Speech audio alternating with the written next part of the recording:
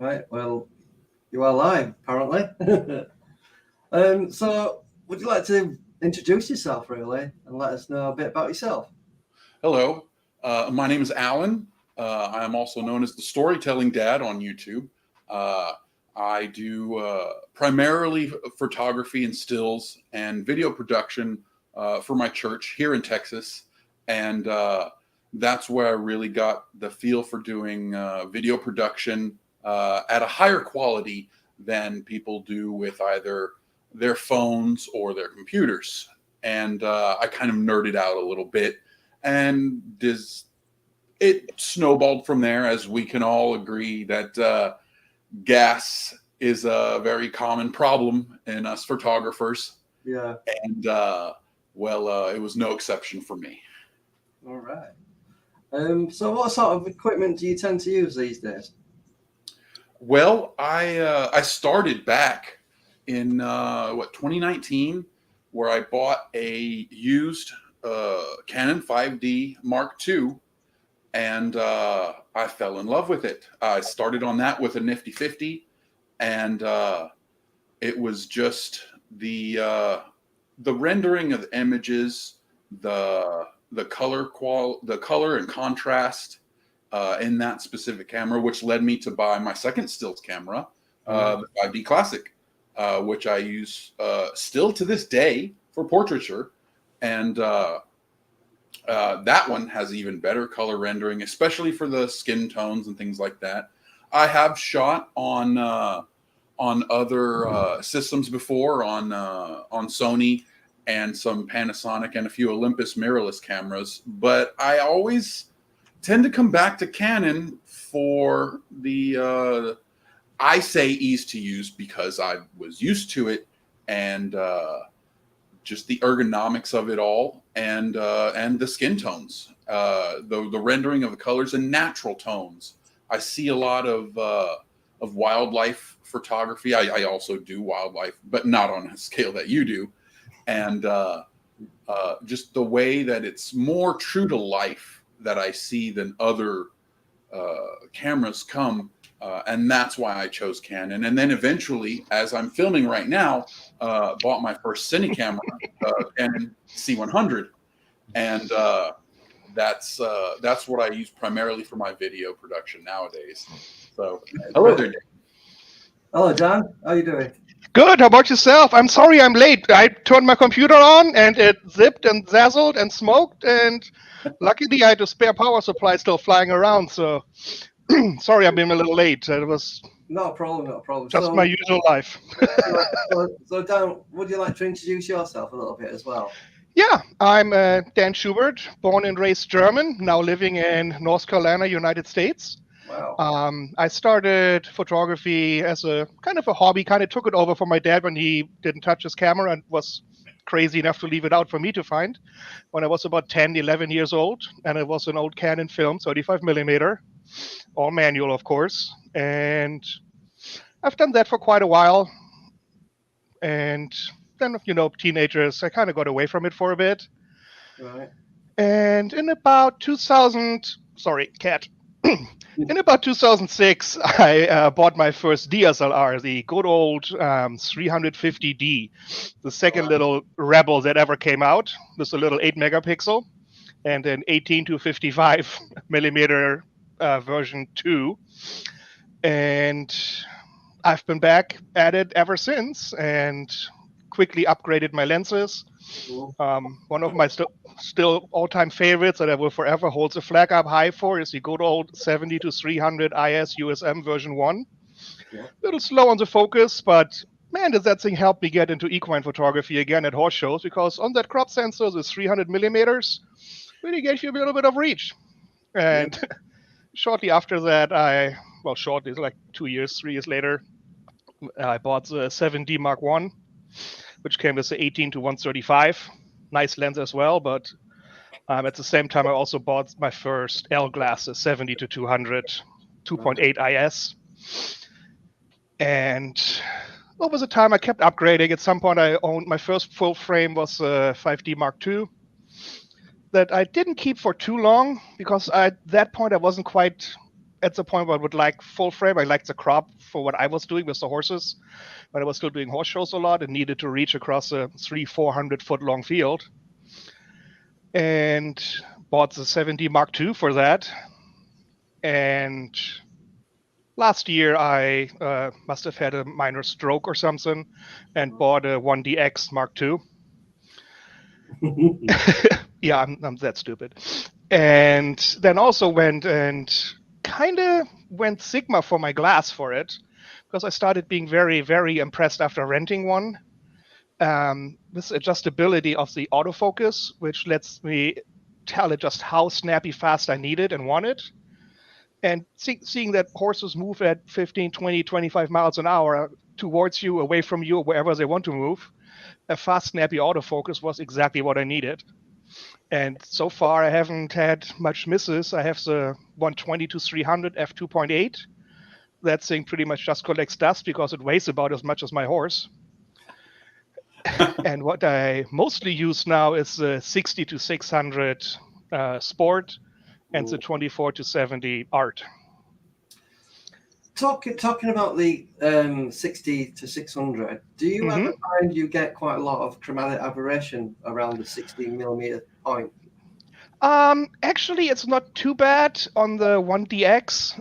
I've noticed it a little bit more when I tried it out on a crop, which was kind of weird, but it's still not bad, and it's nothing that Lightroom hasn't handled in a fraction of a second. They actually have a really nice profile set up for the Sigma lenses, and it's literally just push the button and CA is history. Right. Right. Well, to give you a bit of a background with me, going back to 1998, in the film days, I learned at college, and I spent 2 years doing national diploma, then worked up to a H&D, which was more or less a lot of graphic design and photography and that sort of thing. But one of the first cameras I sort of got was, you might laugh at this, the Olympus OM10. Nice. Awesome. Yeah, I actually rebought this. Still have it. Props for that. Yeah, definitely props for that. I don't have my old film camera anymore, and of course I miss it. I'd love to have it. No. Yeah, so I love the camera, and then I sort of fell out of love with photography for a while, and then I got myself a 450D, which obviously is the APS-C camera. It didn't have video functionality, so it wasn't fantastic for doing video. And then at some point, I got a 5D Mark II. I think at some point it's like a rite of passage for Canon. You have to have a 5D Mark II, or you're not allowed to continue on. Yeah, I just loved the crispness of the portraiture with that lens. They did something right with that sensor. I did have the what's it? I think it's one of the Rebels, the 600D. Yeah, we got the 450D, but as soon as I went to a 5D Mark II, it sort of blew it out of the water. The crispness, the colours was so fantastic, and I just loved it. And then sometime after that, I got the 7D, and I loved the capability of doing 8 frames per second. Brilliant for doing wildlife photography. Yeah. And, obviously, that APS-C gives you that functionality of a crop sensor, and obviously gives you more reach. I did have one of the best APO Sigma lenses was the 120-400. It was the best of the lenses that you could get, such as the I think it was the 50-500 and 150. I had that one, the pipe stove, the stove pipe, whatever they called it.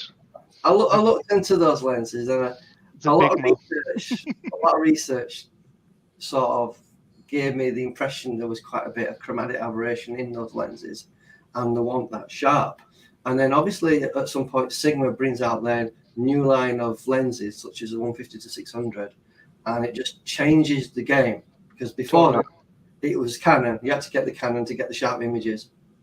The Sigma, I've seen some people with the 150-500, and I think, nah, I don't want that. I wouldn't recommend you use it.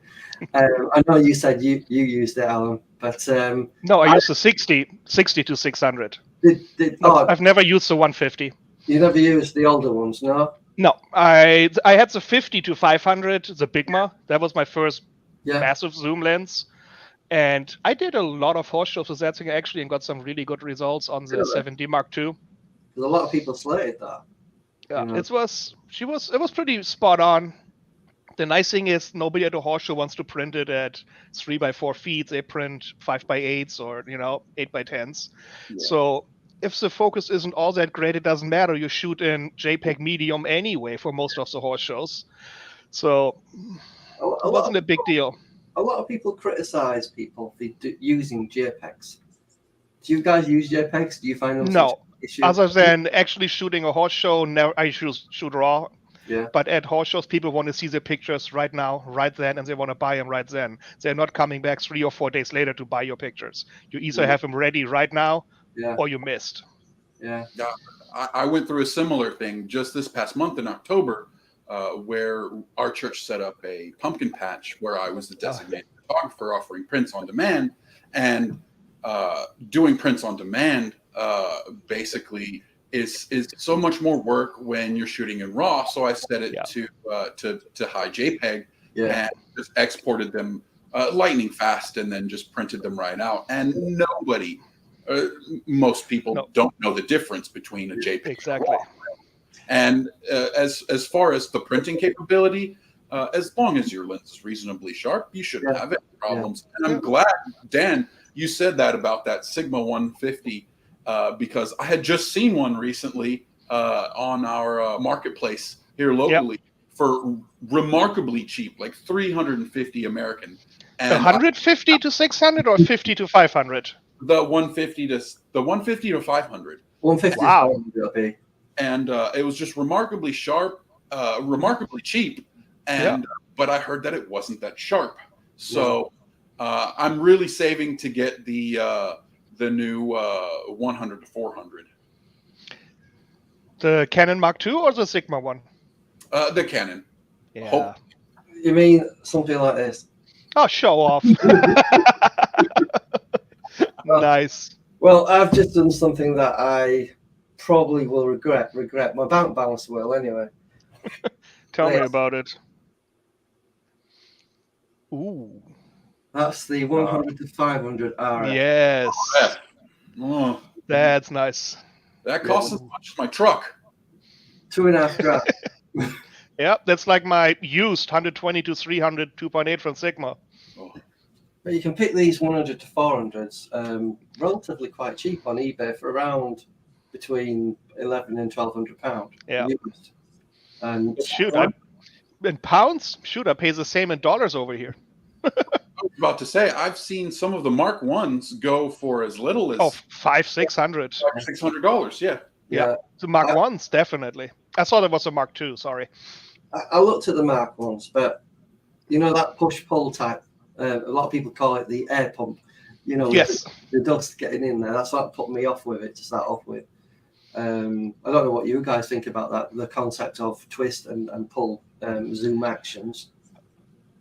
Well, I can't say that it's something that would hinder me from using it, but I'm already a really big guy, and it gives me more of a chance to miss my mark. And especially if you're doing it, obviously, if you're using the reach, you're probably doing wildlife like you, Paul, and you want something that's not going to slow you down as much in case you miss your shot.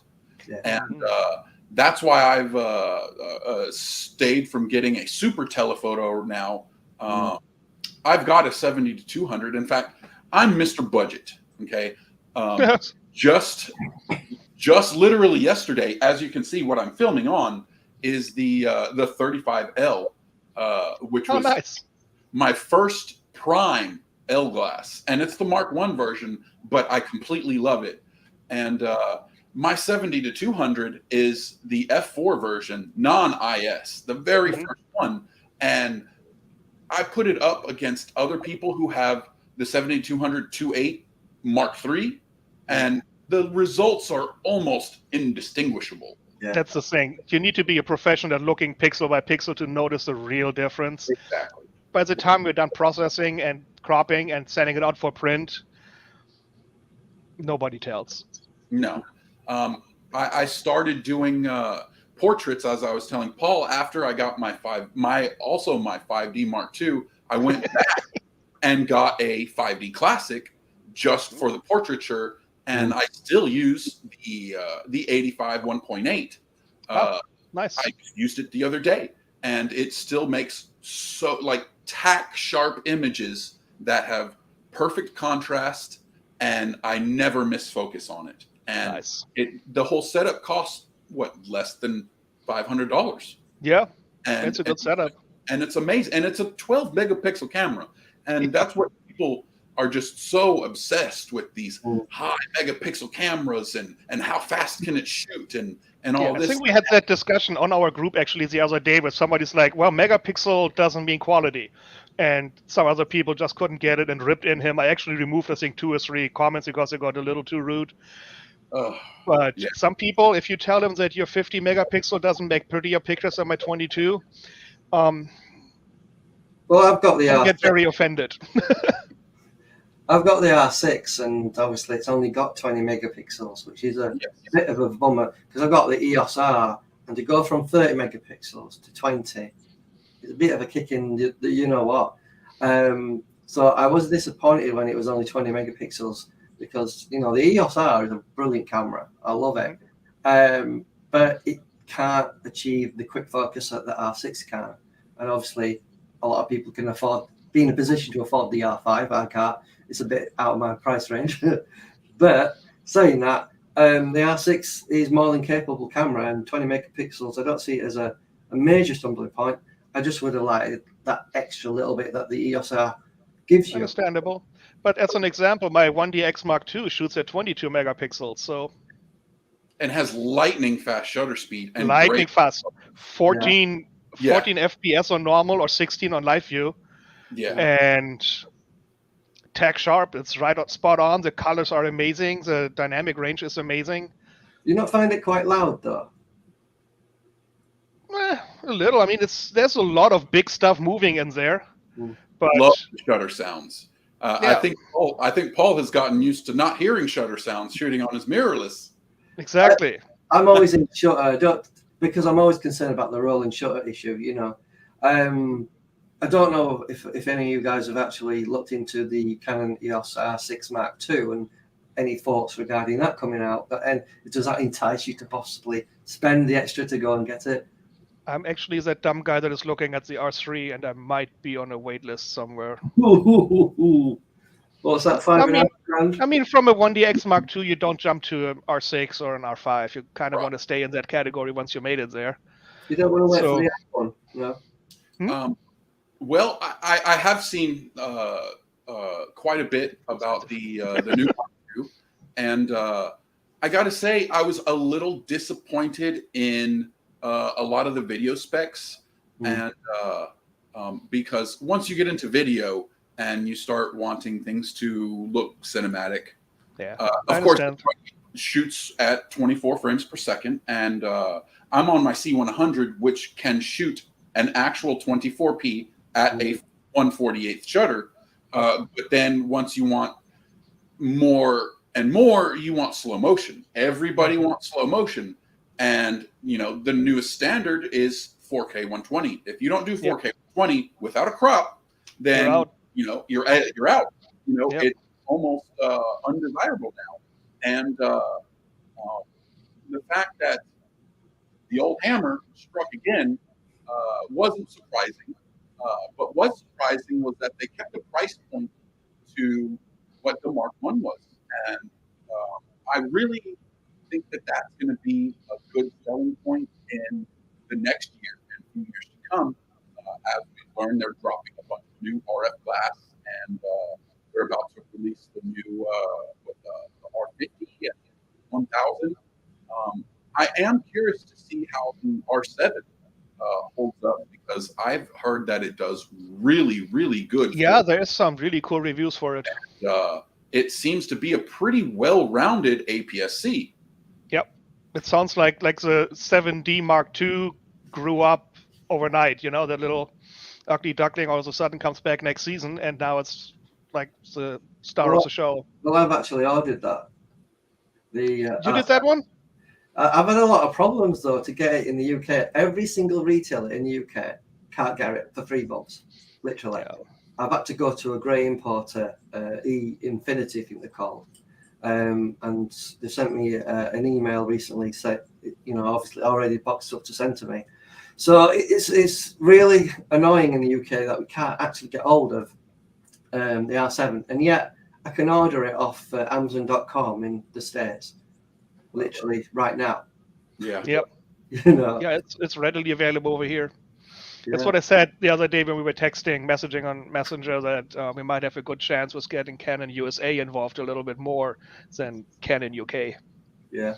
Because I've approached Canon UK in terms of loaning equipment to do tests, because I do regular videos, testing equipment. Yeah, I follow your channel on YouTube.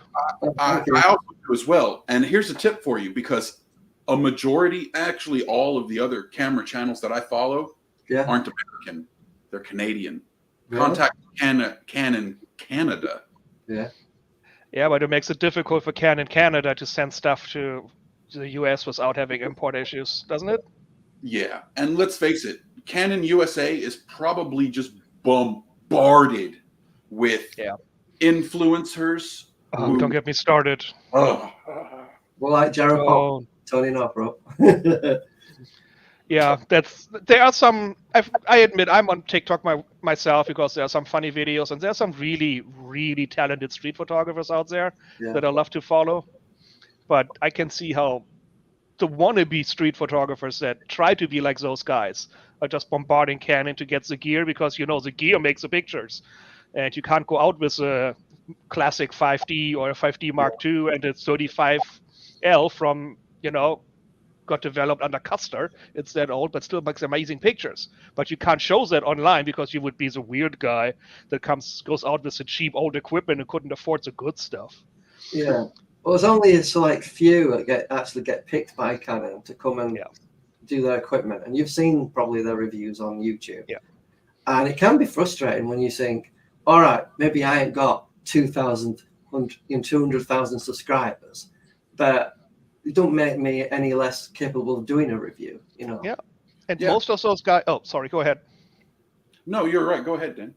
I was just saying the same thing is, like, we do sometimes more focused photography on topics that you don't see reviews on all that often. Like, you always see landscape, you see portraits, and you see wildlife. Yeah. But do you see a lot of event reviews? No. Equine events or animal sport events. Do you see those? No. Never. Nobody talks about it. I can make it a 3-hour video just talking about the challenges, trying to get a good setup for a jumping ring that is indoors. Wow. You might be surprised by how dark even an arena indoors is with a good camera and a 2.8 fixed lens. And then you come to the point where you need zoom, because many horse shows won't let you into the arena, like in the ring, and walk around between the jumps. You're on the outside. You're at the fence and have to move around there quickly to get 2 or 3 jumps out instead of always the same jump. So I was quite lucky, actually, to get access to the Royal Armouries in the UK in Leeds. Nice. You might have heard the Royal Armouries, because they're quite famous there. I got free access, because I sent them an email and requested can I go, and I used the 100 to 400 Mark II lens that I've got there with an extender, and it was incredibly dark, and I had to put my 70 to 200 2.8 on, because it was so dark you would have thought you were indoors, and I had to basically do that because I couldn't use the 100 to 400 because it was just far too dark. And in them days, obviously, I was spotting the 7D. Obviously, you can only raise your ISO so much, but with these mirrorless cameras, they're amazing. You can rank that ISO up to 12,800, and you probably won't even notice the noise. That's impressive. I saw that recently.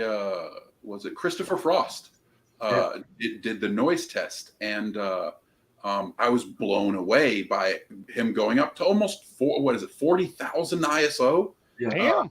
Night shot, and it was just so clean. It was remarkable. Epic. And yeah, I will say that the newer R cameras that Canon is producing have some of the best ISO performance that has got to be ever built, because it's just so clean and crisp without any noticeable noise or degradation to the images, especially in video. And nowadays, even though I'm running on older stuff, I still have no problem bumping my ISO up, as far as 6400 when I really need to, because I mean, we can still clean it up and post a bit. Yeah, exactly. But it's still not necessarily frustrating, but it's how do you say, relieving to see that I'm not hindered by the ISO as much as it would be getting an R camera, but still knowing that I wouldn't have to worry about the low light performance in that ever. That's great. Whereas using something older, you have to make compromises. Yeah. Even with my 1D Mark II, I mean, the other day we were outside, my wife was just out with her old horse, and I said, take some pictures. And even at 2.8, I still had my ISO at like 12,000. And it's noticeable, definitely, even after post. It's nothing you want to print out big. You can upload it on Facebook, well, that's about it, what you can do with the pictures. And that was with 24 to 70 2.8 art lens from Sigma, the new one. And still needed the ISOs that high, and the noise was horrible. So I'm really excited to hear that the Rs are doing so well, because like I said, I am on the list for the R3. I would like the R1, but I might have to take a second mortgage for that when that thing comes out. But I'm willing to go R3 for now. I take it. It's kind of a good try. Well, I reckon it's going to be about £8,500 when that comes out, aren't they? Which one? The R1? Yeah. I think it was about 8,500. Yeah. And the R3 is what, 56 or 6,000 roughly, depending on where you buy it right now. Yeah. It's still gonna hurt, but so far I haven't gotten my email that mine is ready. I'm waiting for somebody to sell their used for a good price, but so far the used ones cost me as much as a new one on Amazon or somewhere else. So there's no point in buying a used one. Well, and it's amazing because as soon as the R6 Mark II was announced, I saw just a flood of people selling their R5s and R6s. Yeah. Trying to get as much as they could so that they could buy it. Well, and that's the old adage is why do you need to upgrade it when what you have is less than a few years old and just perfectly capable of doing what changed on your style photography? What did you move up to, or what you're doing different that you need a new lens, a new equipment? What changed? No. Yeah. I looked at the R6 and it doesn't really offer anything different to the original R6 except a small bump in megapixels, and that's it. Maybe a bit better in terms of its video performance, because you can do slow motion HD at 180 frames per second, and obviously you can do the frames per second is at 40 electronic shutter, which is a lot compared to say the 20 that's on the original 16. But how much faster is it going to be in terms of realistic use? And I just don't see it as a major game changer to upgrade to, like the R5 would be. Obviously it's got 45 megapixels. It's a whole different category there. Yeah. And especially if you were, if you were specifically just doing stills, from a still standpoint, the R6 II doesn't really offer anything that you could compare the R5 to. And if you were going to just say, if you wanted to wait for the R5 Mark II, I don't really see it still being better than, say, the 5 DSR, with its super image quality and super shooting capabilities. Makes sense. Yeah. And I just do stills. I don't do video. I always think that it might be really fun, especially now that I have the DX Mark II that should be rather capable. But I've never gotten into it, so that would be a complete new start for me. But I'm getting more and more to the point where people make me show up and do photo shoots. Like I had my farrier ask me to do a shoot for him at a clinic. It was 8 farriers and a master farrier that actually just won the Clydesdale shooting in the UK, in Scotland, a couple months ago, which was the World Clydesdale show, and they had farrier competition. And he was here teaching. and I was there doing their pictures. I was like, you know what?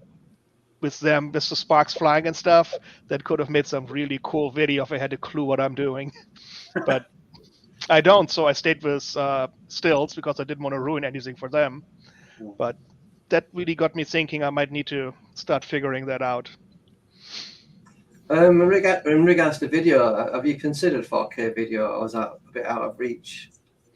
Again, I haven't done anything video yet, so I would just use the camera I have right now and go with that. I wasn't planning on buying any special equipment for it yet. I mean, I want to see if I even like it before I invest anything in it. I like my stills a lot, but it might be interesting to get a little bit started into videography. Yeah. Well, I started just doing all of mine in 720 because I didn't even know better. And then once I started on the 5D Mark II, and then once I figured out all my settings and everything, apart from stills, to do video, realizing that I could shoot in 1080 and how marvelous it looked. I started furthering getting in video, and it is, Dan, you're right, it is a completely different beast, especially in terms of dealing with focus. That is the biggest hurdle that you will ever find in video. Whereas some of these newer cameras, the R5, the R6, the R3, have lightning fast autofocus for video, where you don't need to worry about anything. And I'm like I said, I'm a budget shooter. I'm shooting on the original C100 Mark I without the dual pixel autofocus. And even then, I wouldn't use it because I usually shoot in manual focus anyway.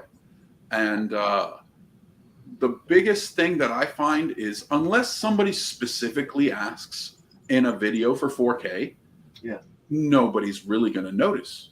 And then the fact that the C100 specifically, which is one of the reasons why I got it, is that as you might not know, the sensor in it is an oversampled 4K image that shoots 1080. So I always have the option to just export an upscale in 4K that looks just as good, if not cleaner, than some 4K cameras that I've seen. Yeah, I had no clue about that. And I just I'm just blown away by how many people have such higher standards for things that nobody notices, nobody's going to notice, and if you didn't tell them otherwise, they wouldn't even know. Yeah, because like if you're standing some distance from the TV, your eyes are not good enough to notice HD between 4K unless you go right up to the screen and look closely at the TV screen. And I think a lot of people really understand that. Whenever you watch a film, are you going to notice a difference, whether it be in 4K, Blu-ray, or DVD, if you stood maybe, 5 or 6 meters away? If you've got a high resolution screen and you sat this close to it, you're going to notice a difference. I watch way too much TV. I'm the dumb guy that bought that really large, really good flat screen. And I was actually, honestly, it's an LG screen, and I was actually honestly blown away what that thing could produce with compared from a normal Blu-ray to a 4K Ultra.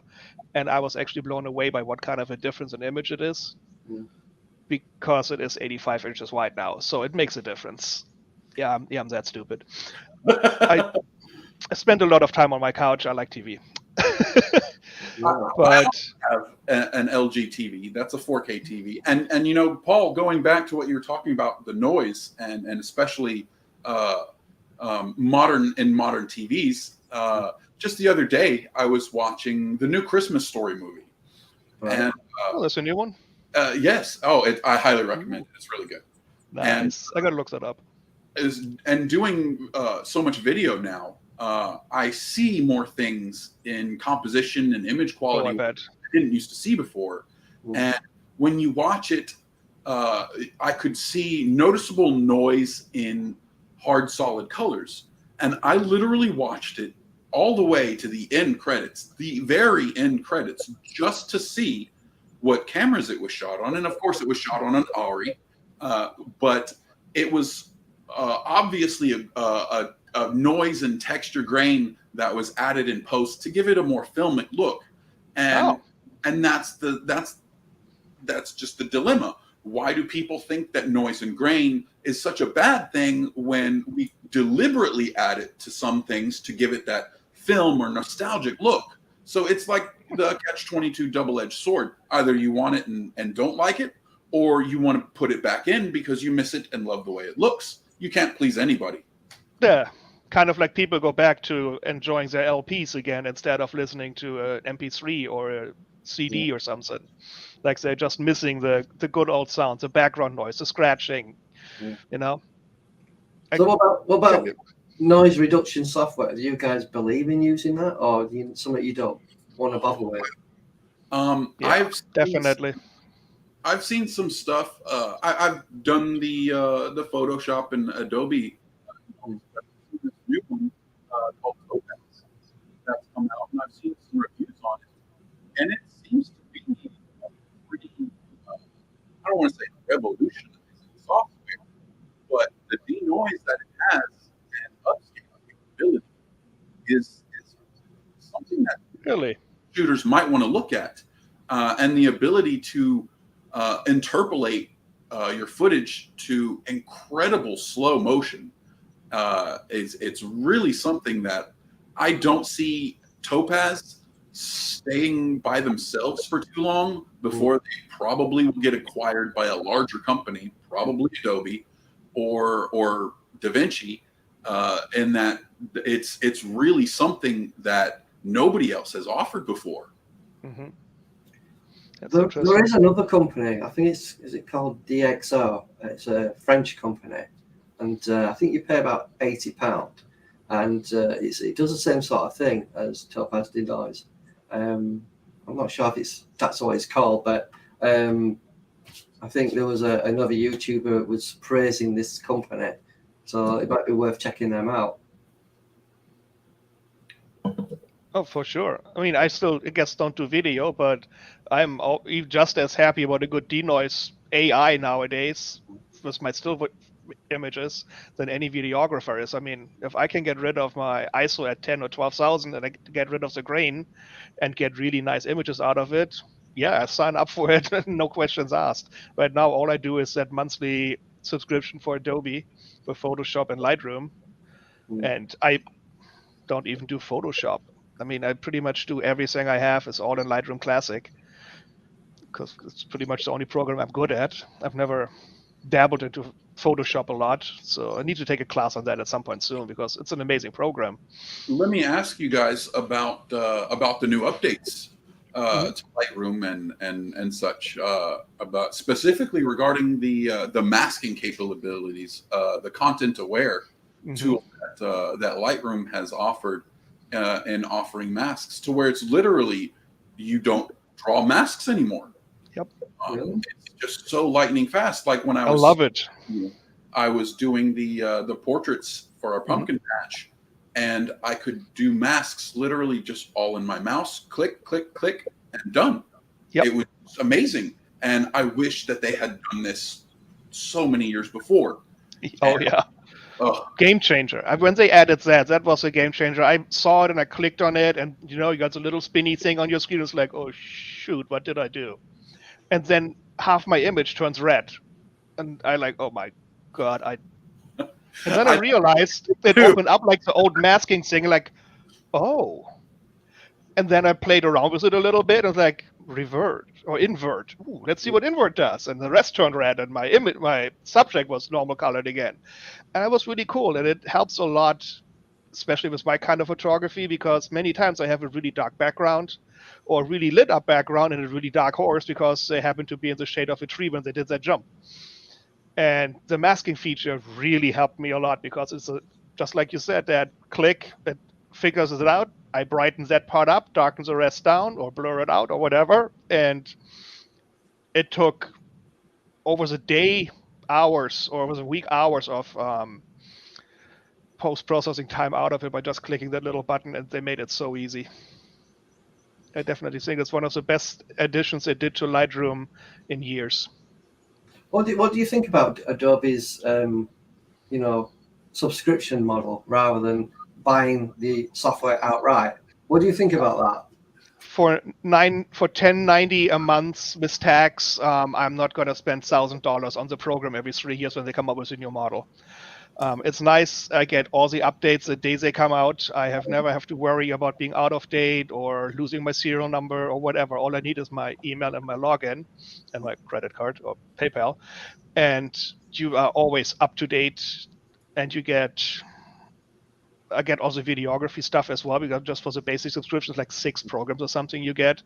I only use Lightroom most of the time, but I think when they came out with that idea, I was like, this is BS. What the hell? You want me to pay for the rest of my life to use the program? And then I realized, wait a minute, I bought Photoshop 12. That was $1,200. Yeah. And I was like, that's a lot of months of paying a subscription.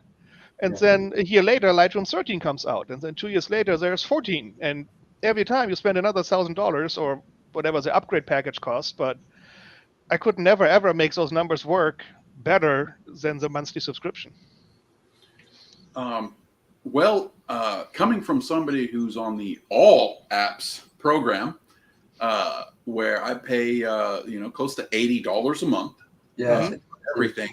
I will say that it's a little frustrating, in that, I'm not able to own the software. But when they integrated the Creative Cloud, and that I can shoot something, import it on Lightroom, and it's literally available on my phone, on my tablet, and on my computer at the exact same time, and I can access it anywhere. That was a really, really useful tool. I agree. As for me, I ended up using so many more I use Media Encoder to change my AVCHD files over to MP4s and H.264. So that is included in there too. I use Audition to clean up all of my audio and export it too. The file, it's very easy to use. I was a complete beginner, and believe it or not, I didn't even know how to use Premiere Pro.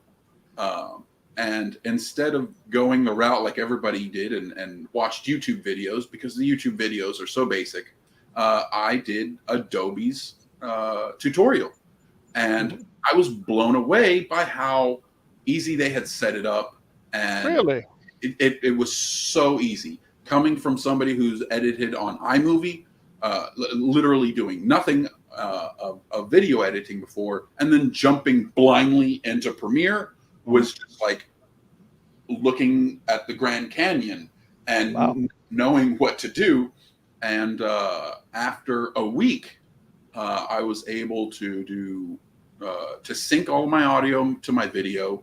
I could do title transitions and sweep cuts and all kinds of different things.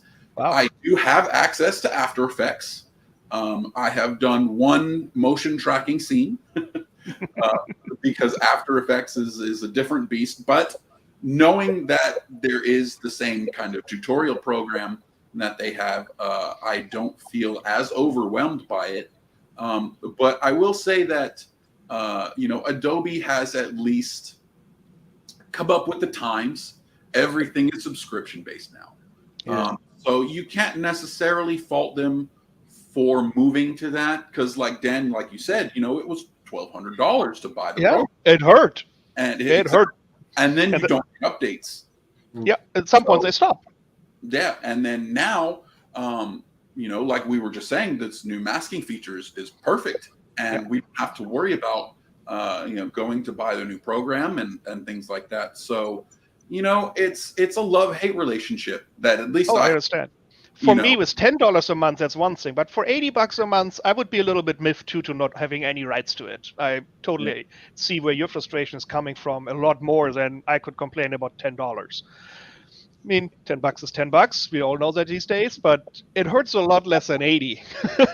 The thing is, right, is if you're in an isolated place, I believe you all have to be connected to the internet, don't you? Yes.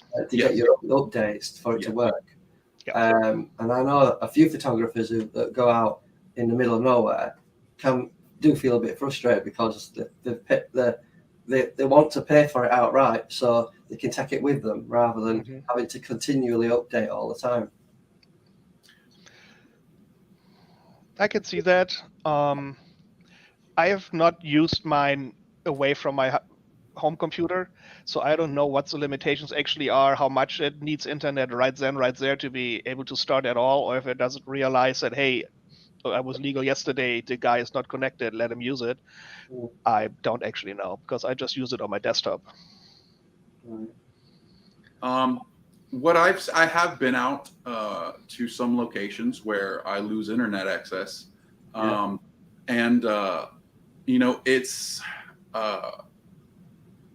you do lose a little bit of functionality, and I can understand their frustration, especially being in remote locations, or say if you were out on Safari and you wanted to immediately upload or edit some photos, you know, that could be very problematic.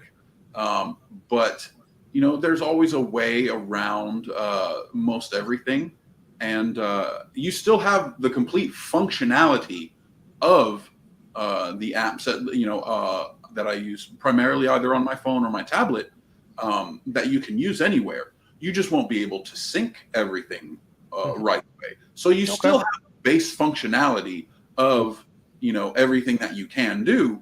It just does not sync on every device immediately. And I mean, let's face it, if you're out on Safari or out in the middle of the wilderness, you're not necessarily rushing out to publish your work because you'll probably wait until you get somewhere where you can. So, you know, I could see a frustration in that, but nowadays there's workarounds. Yeah. I think nowadays we're just so used to having 24/7, 365 connectivity to everything, from everything, with everything, that the 2 hours we are out somewhere in the woods doing a really cool shoot, and you're like, are you kidding me? I can't even check my Facebook. Where the hell am I? So I can see how some people might, all right, let's call it overreact for losing connectivity for a couple hours. And especially now that I know that the functionality of the apps is actually still there on your laptop or your tablet or whatever, you just can't sync. So I'm, you know, if you're that worried that your work has to be uploaded that quick, get a satellite uplink. I mean, honestly, at that point, that's what you need to carry around anyway, even in downtown New York City, because who knows? So, what about teleconverters? Do you think they degrade your images too much, or is it reasonable and acceptable quality in terms of image quality? It depends on what you shoot, I think. I rarely use mine. I do have a Sigma 1.4 into 2, and there are times I use it. Like I went to the zoo a couple of months ago, and the giraffes were just too far away. It's like, you know what? Whatever, let's try. And those were I actually uploaded the images in the group, and I was actually blown away by how tech sharp they were for a 600 millimeter zoom on a 2x teleconverter and an overcast day. And it looks like I used a 135 millimeter fixed prime and stand 60 feet away. I was actually quite blown away by the quality. Autofocus gets slow, that's for sure. It gets dark, but that's luckily where the 1DX series kind of shines, so I could deal with the darkness, so loss of F.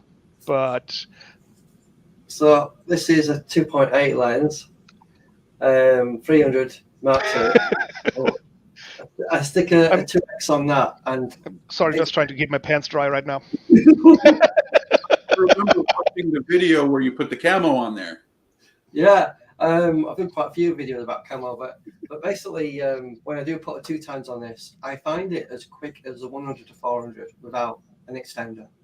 So it's more than acceptable in terms of speed. The image quality does take a bit of a hit with the Mark III 2x. The 1.4, it's great, fantastic. 420 millimeters at f4, not that far off what a 500 f4 would be, and it's about 1.3 kilograms lighter as well. because this is 2.5 kilograms. That makes a difference when you carry that for 2 or 3 hours. Yeah, it's quite heavy. But even the 500 F4, that's something like 3.8 kilograms, I think. Yeah, that's like my damn 120 to 300 from Sigma. I mean, that thing is tack sharp. The focus is a little iffy. It's actually too fast many times. That even when I slow it down all the way, many times it will still miss because it's so fast jumping around trying to keep in focus. But that thing is so darn heavy. It's like carrying around a pony on my back. I was one of the first people on YouTube to actually review the 150 to 600 Sport, Contemporary, and the Tampon all in one video, until some people decided to nick my idea, obviously, and put me right down to the bottom of the search results. But that being said, 3 kilograms for the Sport is heavy, and I did actually buy the 500 4.5 DG Prime, which was an older lens. It weighs the same as the Sport 150 to 600 at 3 kilograms.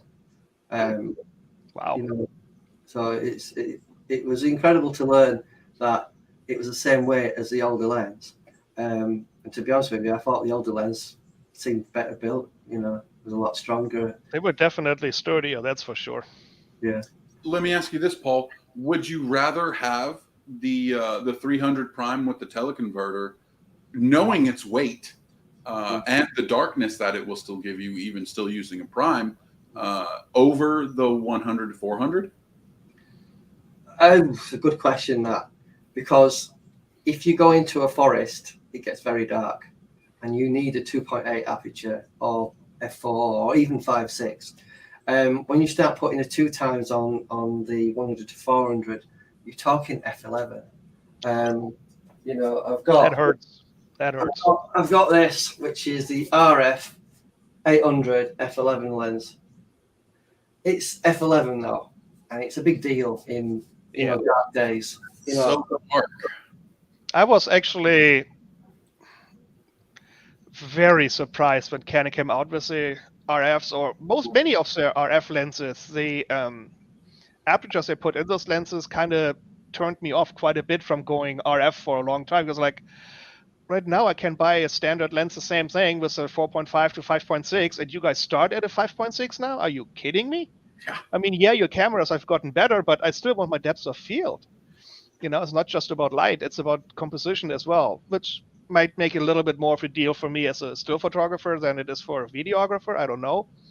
But depth of field is a pretty big issue for me. That's why a lot of people are put off the 100 to 500 RF. When at 500 millimeters, you're talking 7.1. Yeah. Considering that the 100 to 400 Mark II finishes at 5.6. The thing is, the RF lens loses its 5.6 aperture at 363 millimeters. Obviously, the 100 400 Mark II loses it. Well, it don't lose it. It keeps it all the way up to 400. So in that respect, the aperture-wise, it's not that big of a difference. No, well, in fact, the 100 to 400 at 400 millimeters is actually better. But then you look at my Sigma 60 to 600, I end at 6.3 at 600 millimeters. Yeah. So I have 100 millimeters more reach than the Canon, and have a whole aperture more available at that zoom than the Canon has at 500. That's a little terrifying for Canon, I think. That the Sigma blows that thing by another 100 millimeters so far out of the water compared to the RF aperture. You've got to remember, though, the Canon is 1.3 kilograms in weight, though.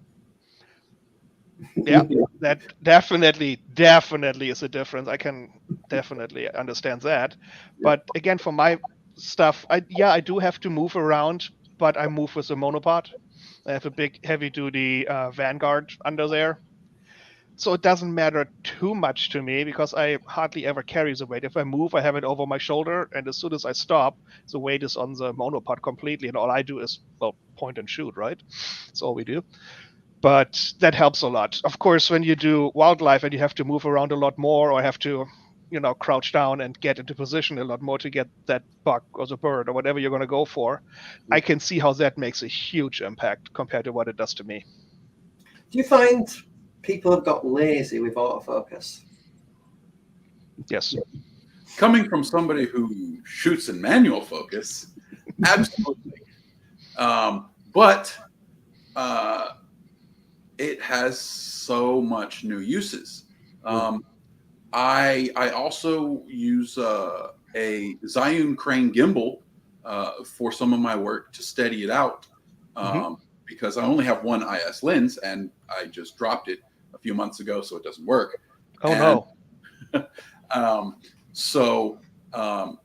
Doing that with the gimbal, your focus capabilities, at least as far as Canon is concerned, unless you've got the newer cameras with dual pixel and pixel to pixel, it's frustrating when you're just trying to manual focus and you've got to pull on a wireless follow focus and things like that. It adds up pretty quickly, but does it make people lazier?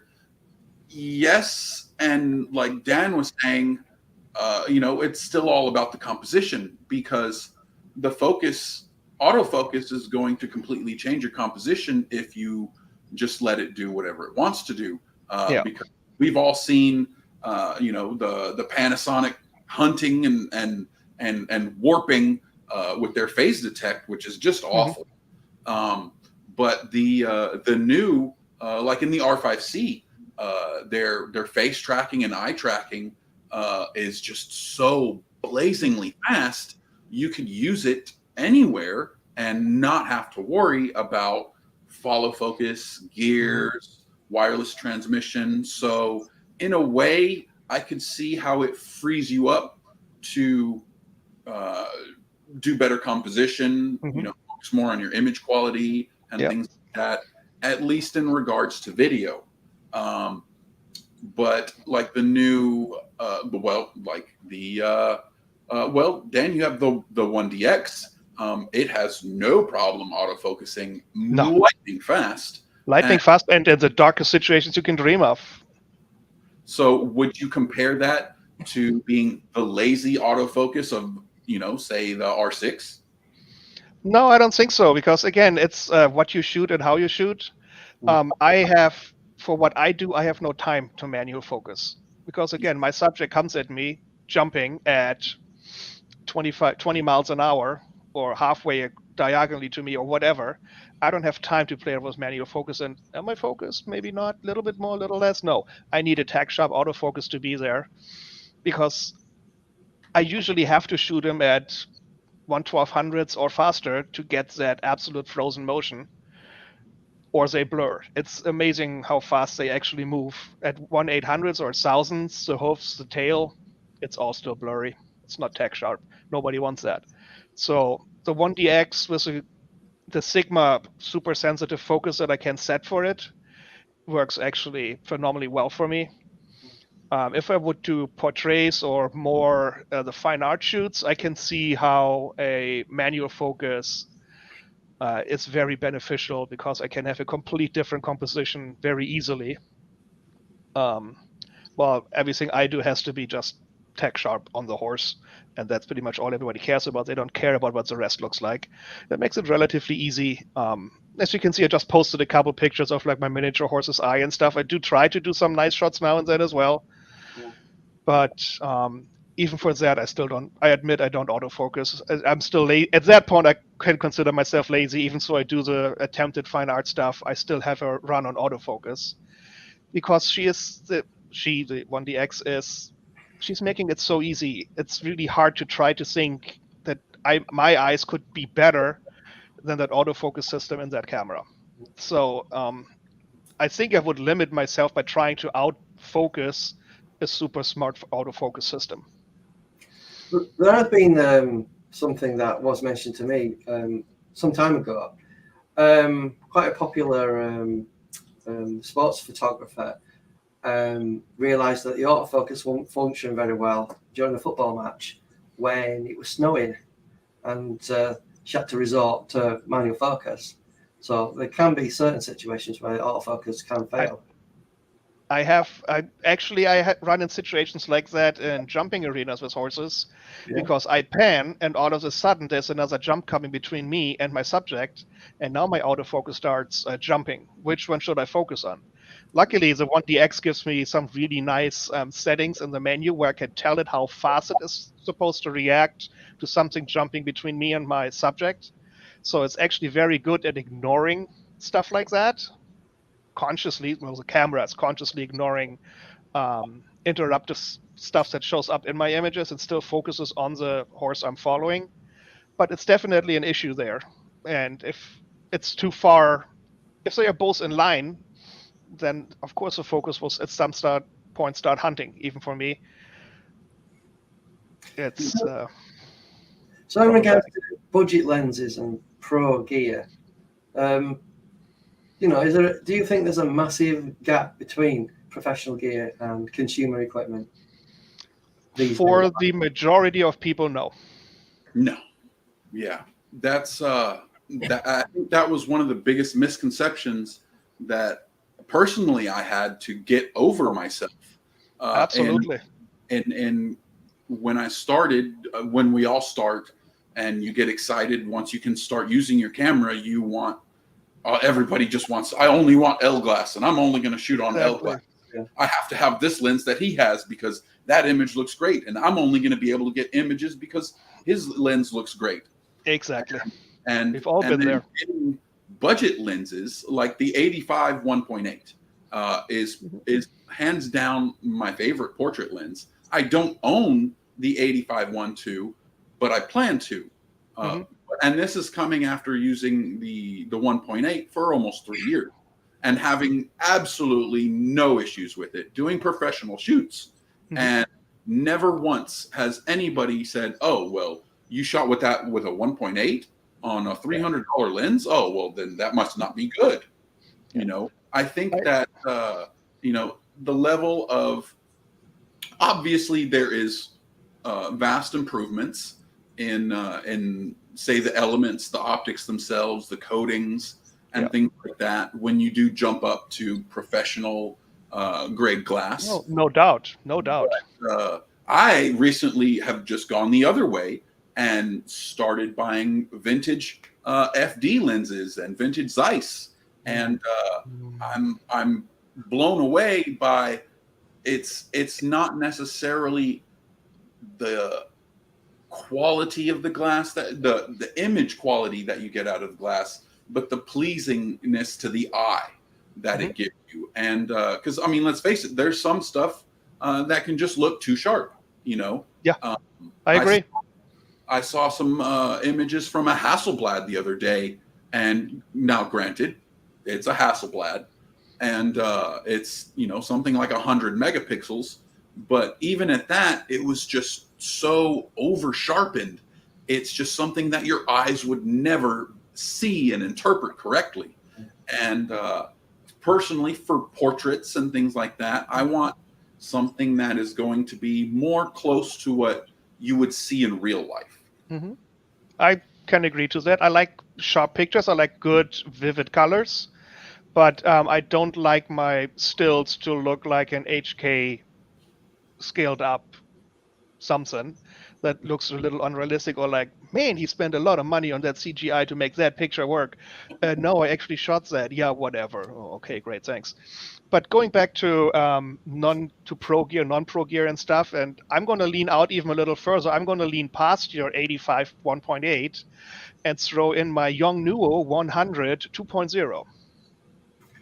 Yeah, I went there. And they go.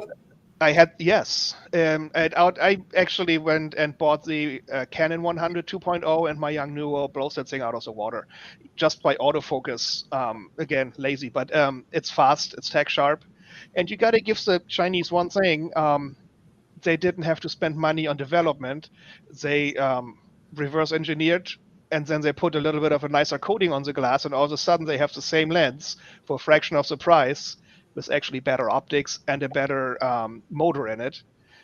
And that thing cost you, I think I paid $189 free shipping on it. So for 100 millimeter 2.0, pretty impressive. I have I do not own a single Canon-made hot shoe flash anymore. Mine are all Yongnuo 600 EX RT2s.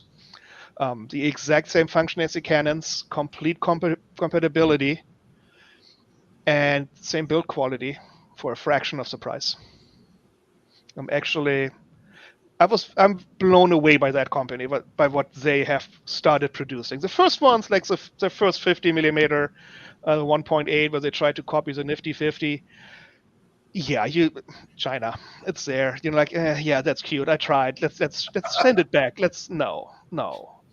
But then the Mark IIs came out, and all of a sudden they were showing Canon like, yeah, we can do this too. You don't need to go to Japan to get good glass.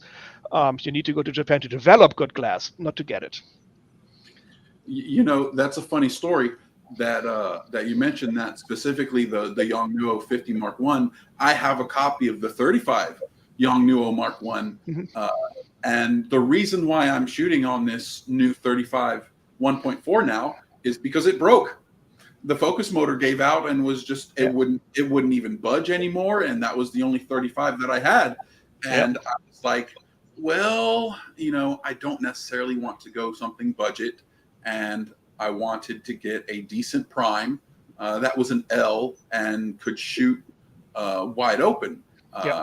So that's why I went with this. And, it's good to know that you say that like, for instance, that 100 mil that you said is so good, and you compare it to the Canon. I've got a copy of 100 mil, and I love it. The Canon is great. The Canon lens is a great lens. I mean, that thing held up the torch for years in the 2.0 category at that zoom rate and that range for a prime. It's a very underappreciated lens, I think. In my photography, I don't do much with primes because, again, I have to have zoom. I have to move. I can't use my feet as zoom for what I do most of the time. I always dream about them and have, I think, every single one you can dream of in all of my wish lists, because I like the idea of doing nice fine art shots with them, but it never really comes up and hasn't really provided anything that would pay for it or anything. Not that my other stuff pays for it, but I do want to get. I used to have some primes. I got rid of all of them, and excuse me, I do miss them a little bit, and I think I want to get back into it. But I might have turned into a little bit of a Sigma fanboy here. So I know. Their art series has just blown image quality out of the water, I think. I was debating between the 35-1.4 from Canon and the art from Sigma. And the only reason why I ended up picking this one up is because it was local and I could meet the guy and try it out. Perfect. I love that kind of deal where you can go try it out and then everybody's happy and nobody scams anyone. Yeah, exactly. Buying stuff online used anymore, it's like terrifying. It is. I sold my old 24 to 105 when I got my Sigma Art 24 to 7. It's like, all right, I really have no need for that one. So I sold it and put it on. I was dumb enough to put it on Marketplace because I didn't want to spend eBay fees, because they got crazy with their fees. Yeah, they are.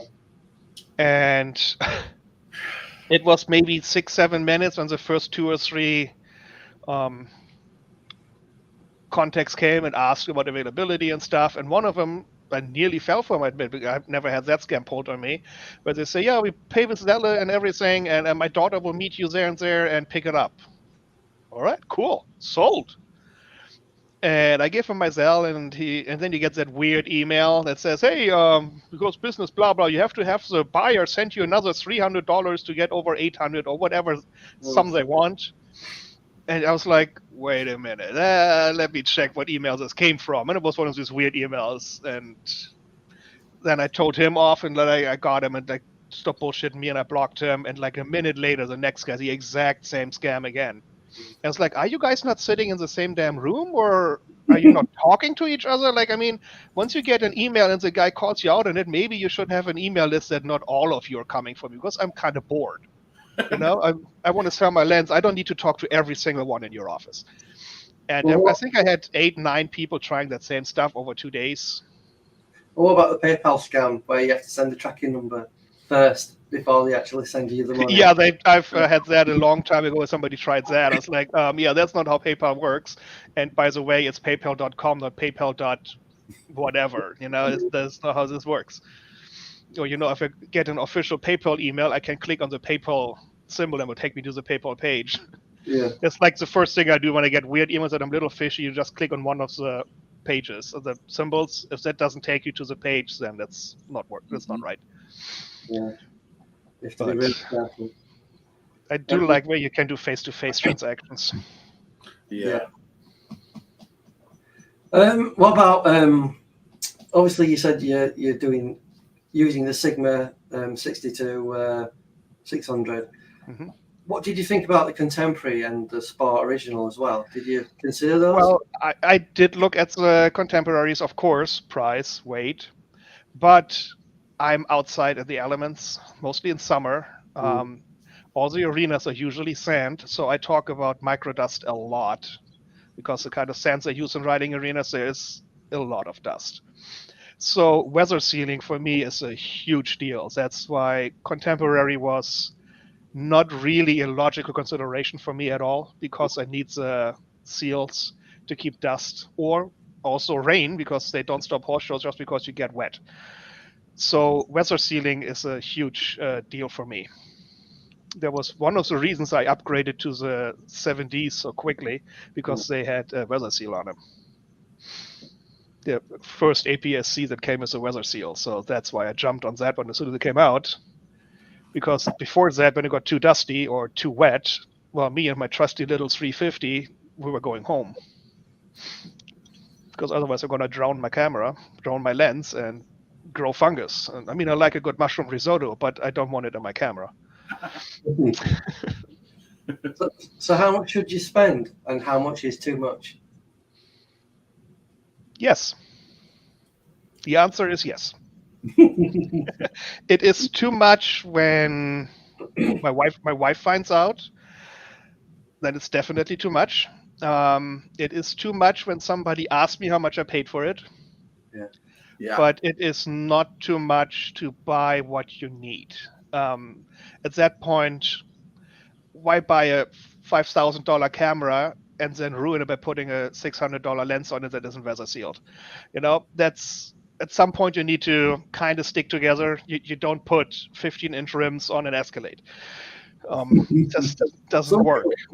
No, of course, there's always that person. But like I said, for what I do need the weather seal, which is great. The Sport has a little bit better autofocus system.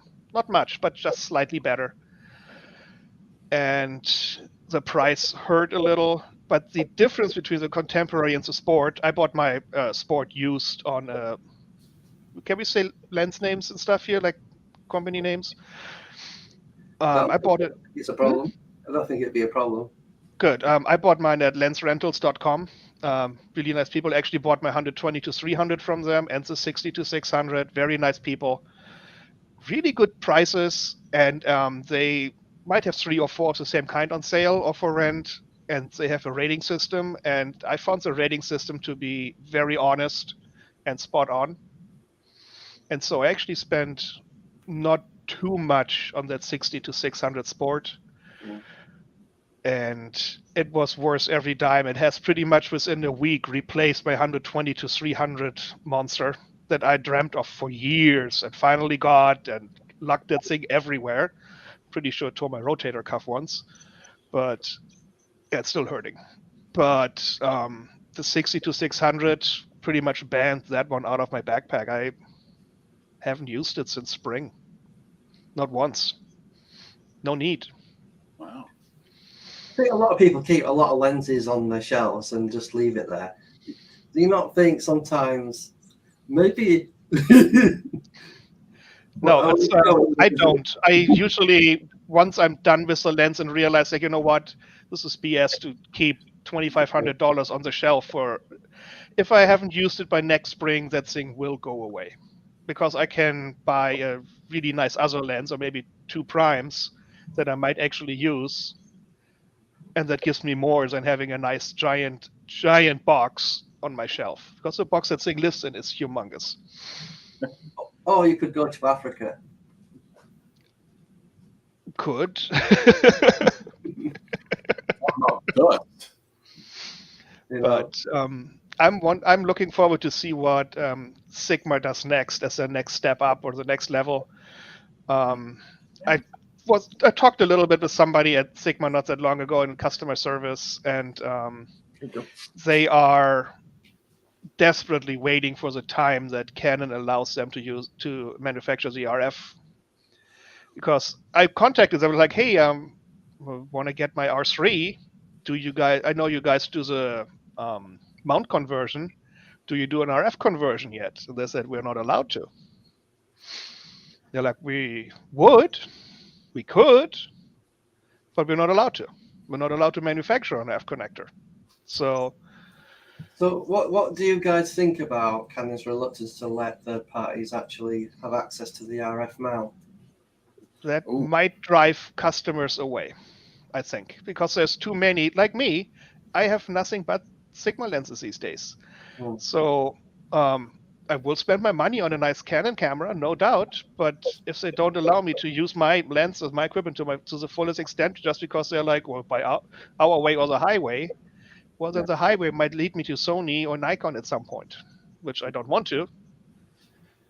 Well, I will say that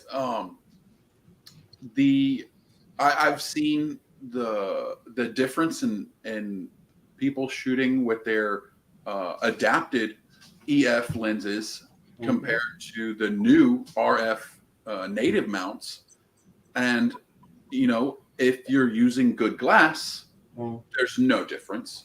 I could see possibly going from Sigma through the adapter, you may have some autofocus issues. I can't speak from experience, but I don't think it would be anything that would cripple it in a way that I would hope so. I would hope not either. But I think that Canon, of course, it's going to piss people off, but they have every right to do that. Of course, that's right. But I don't think that it's going to last forever. I mean, just look at Nikon suing Red for raw video capability, because Red, the cinema camera company, owns the right to raw interpolated video, and Nikon, the new Z9 is doing raw video, and they're suing Red over the patent infringement to do it. So I think Canon, will come around eventually, or eventually somebody's just going to reverse engineer it. It's just a matter of time. I mean, they never budged on their EFS connector either. Well, that's true too. And then we're going to also see, new RFS lenses. And I think that they're starting, I hear rumors that they're starting to bring back the M mount. They've upgraded. They came out with the M50 and M60 Mark IIs or something. So I'm pretty sure they keep the M lens line around for quite a bit longer. Well, they're bringing up the R50. But I have reached out to a lot of the manufacturers, including Sigma and US and Sigma Japan. And all the manufacturers generally are saying, if we do it, Canon will sue us. And you're probably not aware of Viltrox. You got to cease and desist. Exactly. But it seems to me that they can get away with manual focus lenses, but when it comes to autofocus, Canon saying, no, you can't do it. A lot of people think there's going to be backlash, and maybe Canon will do what Sony did, because apparently Sony did this many years ago, where they restricted their mount. And then there was a lot of backlash, a lot of lost sales, and they basically backtracked on it. And a lot of people are thinking Canon will probably do that at some point, backtrack, because of all the press. I hope so. Because I would like, it's just one other thing you add, a mount adapter. It's just this little thing extra that might cause communications issues. It might cause a little bit distortion or something, because I changed the symmetrics of lens to sensor a little. So I would love to get my lenses remounted for RF when I get an RF or an R camera, but it makes me feel better when Dad says that so far what he has seen, there was no optical Well, and image loss, quality let's loss. let's face it. The RF system is only less than 4 years old now, so it's a completely new mount system that Canon's developed, and they're going to want to release a good amount of cameras and other gear that will be compatible with that before they'll probably open up third-party markets. It's again understandable. I mean, that's a lot of research and development money and time in there. Exactly. Of course, they want to make that back. So again, it's going to not make people happy, but for the people that are avid Canon shooters, myself included, I don't feel that it was in bad taste to do it right now, because I took business, so I understand why they would do it, and it's a very smart decision, considering, like you just said, the amount of money that they must have spent on research and development and production. And let's face it, production since the pandemic has just skyrocketed, and is part of the reason why and Paul, you can't get certain cameras in certain places. So, to open it up would make the market saturated in a new thing that they would potentially lose millions and millions of dollars. I can see the business standpoint for sure. I mean, no doubts there.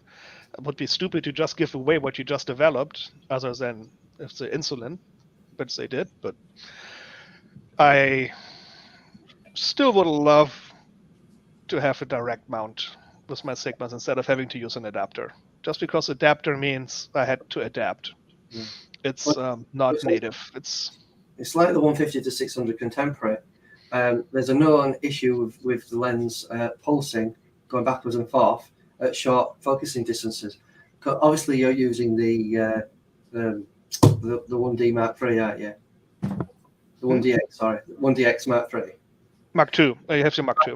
Mark II, not the Mark III. Okay. Oh, I wish. The thing is, it's a known issue with the mirrorless system where there is a pulsing that's going off at short focus distances, doing that. So obviously you're getting some soft images, which means the communication between the RF mount and the adapted lens, because it's a Sigma adapted lens, not a Canon EF adapted lens. There's a focus issue. Now, it doesn't apply to all lenses, because I reached out to Sigma and asked them about this issue, such as the art lenses is not an issue, shorter focal length not an issue. But when it comes to the 150 to 600 adapted lenses, there is an issue, and that's well reported. A lot of YouTubers have mentioned it and done videos on the issue. You can reduce it to a certain effect on the actual lens, but there's not much they can do about it because it's not an RF native mount. So obviously, I was thinking at some point Canon would open up before they did the legal action threats, basically, to open up the mount and bring out an RF 150 to 600. Well, sadly, that's not going to happen now. So obviously, it's just a matter of waiting to see what Canon does with this. And are they going to be stubborn and lose a lot of sales, or are they going to relax it at some point? Because they could lease it out to Sigma, and Sigma could pay Canon a small fee to be licensed, like a royalty on every mount sold. I mean, technically, it's done all over many industries. So could be a possibility for a kind of a passive income for the Canon group, actually, by licensing out like that. I could see that being a smart business move at some point. Again, right now, they're still trying to make their money back and try to saturate the market with their versions of the RF, which, again, understandable. But pros and cons. So you guys selling your pictures and making lots of money out of it, or is it just a hobby for you? Yeah, I cannot save myself from my income. I pretty much had to shovel my room clear a little bit with all the money. Oh, wait, no, that's just when I'm asleep. You won the lottery, really, didn't you? Would be fun. But no, mostly it's a hobby for me. Now and then I do shoot and get paid for it, but usually it's just hobby, which makes a level of gear I have really stupid. But it's fun. It's never too much. I don't want to say contrast to that. Yes, I also started off as a hobby, but I did do quite a bit of portrait sessions over this last year, enough so that I'm focusing on starting a website and conducting a business model, doing my own photography. But I've found that video is a lot more lucrative, and I can shoot video, and not just shooting the video, but having the capability to do editing a lot has triple folded the amount of business that I get, because I can just simply charge a day rate.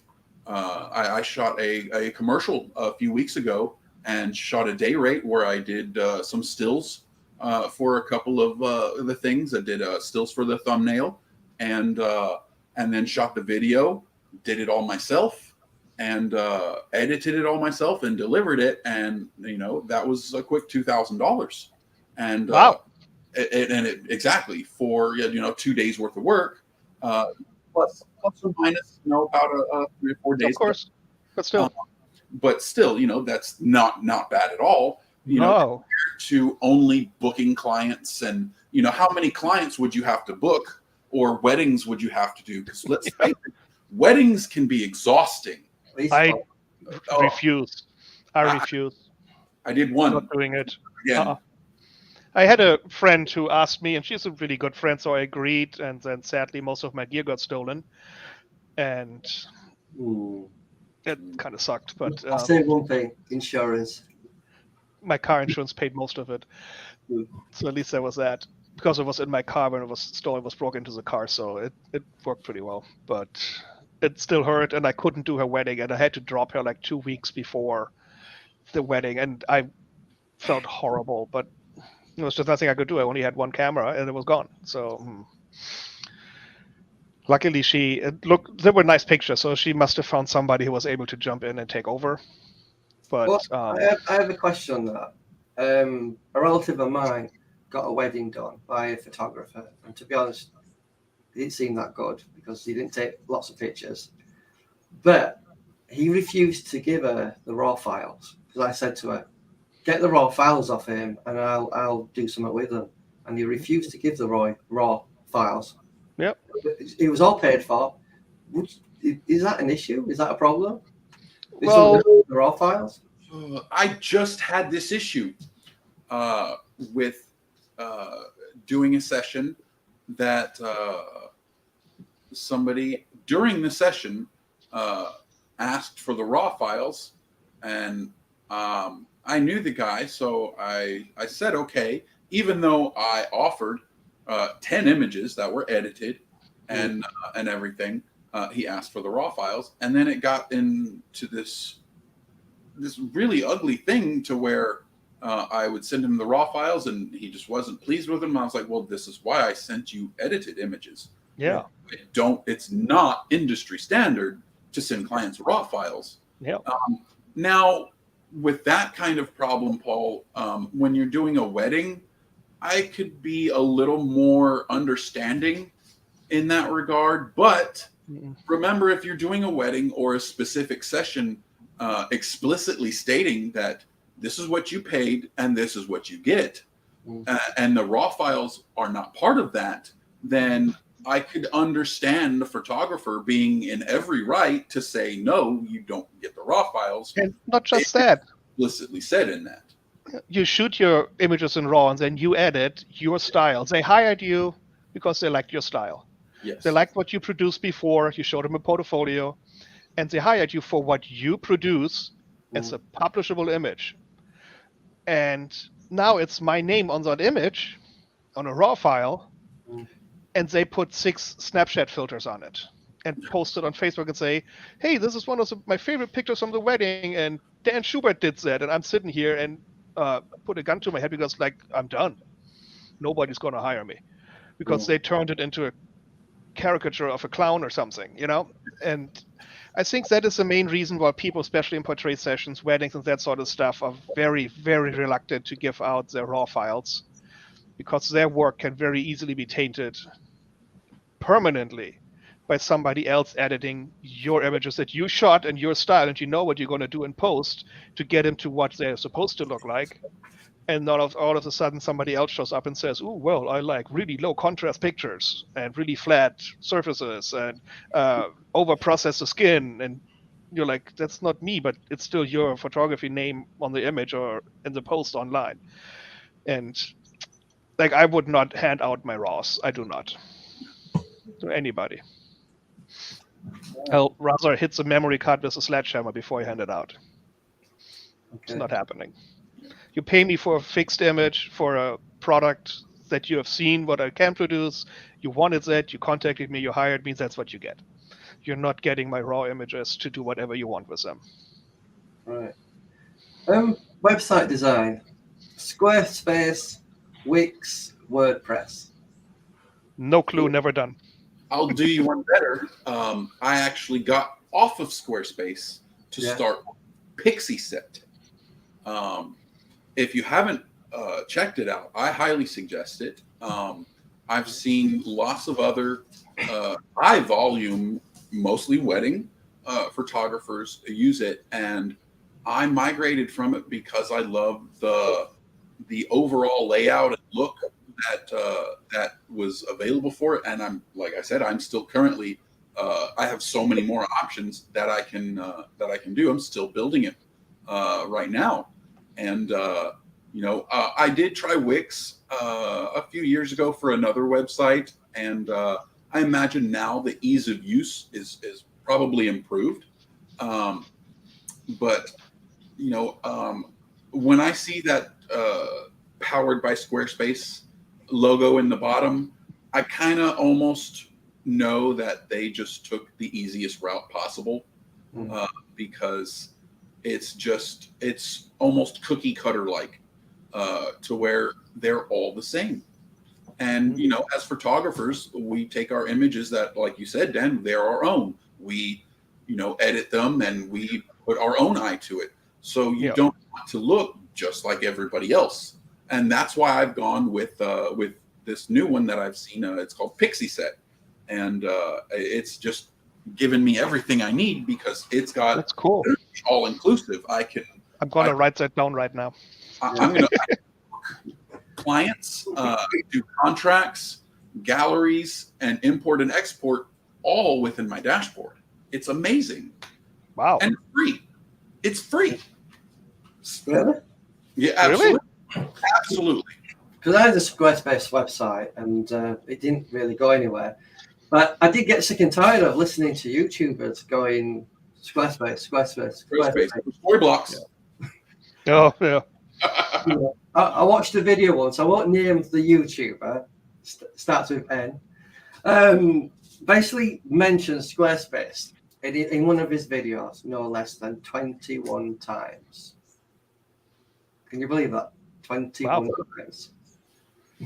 It's like me talking about Sigma. Because when I talk about Sigma, I mention the name Sigma a lot. I have to get a ticker for Dan. That actually would be fun. Have any of you guys seen Kelly Whitaker's photos on the Facebook group by any chance? Me and names are about like fire and water. We do not get along. Right. If I mention fantastic aircraft pictures, would that ring a bell? Yes. They're amazing. Because I added her as an expert on the actual group because those pictures are absolutely unbelievable. Yes, they're stunning. Some of them are being published in some newspapers that I can see because you put links in. And to achieve those sort of images at like Mach, whatever speed they're going at, you have to be pretty special to do that. I had to photograph like aircraft, but generally speaking, it's just at the airport. Nothing's fast. Exactly. It's just like somebody else shot a picture of Fat Albert. Well, great. I did that too. Looks exactly like yours because I have no clue what I'm doing with aircraft. I can fly him, but I can't take pictures of him. Oh, So I am blown away when he posts, and I really like aircraft. I've always have. yeah. I just never got into the photography of them, and it's amazing what somebody can do with a relatively inanimate object that is Yeah. thousands of feet in the air, or maybe just a couple hundred at the shows, but it's still amazing what he can produce as a finished product. Yeah. Yeah. There's another person called Dimitar Nedralov, something like that. I think he might be Russian. He does some fantastic African lions that I've seen recently. Yes, I'm blown away at seeing them. Brilliant. Fantastic. It's the same. I don't know the name of the photographer, but it's called the Wildlife Series or something, and he posts stunning avian images mostly, and I love seeing them. I mean, tack sharp, very well composed. The lighting is right on. He knows where to sit and where to wait for the right animal to come by. I think it's stunning. We have some really, really talented photographers and videographers in our group.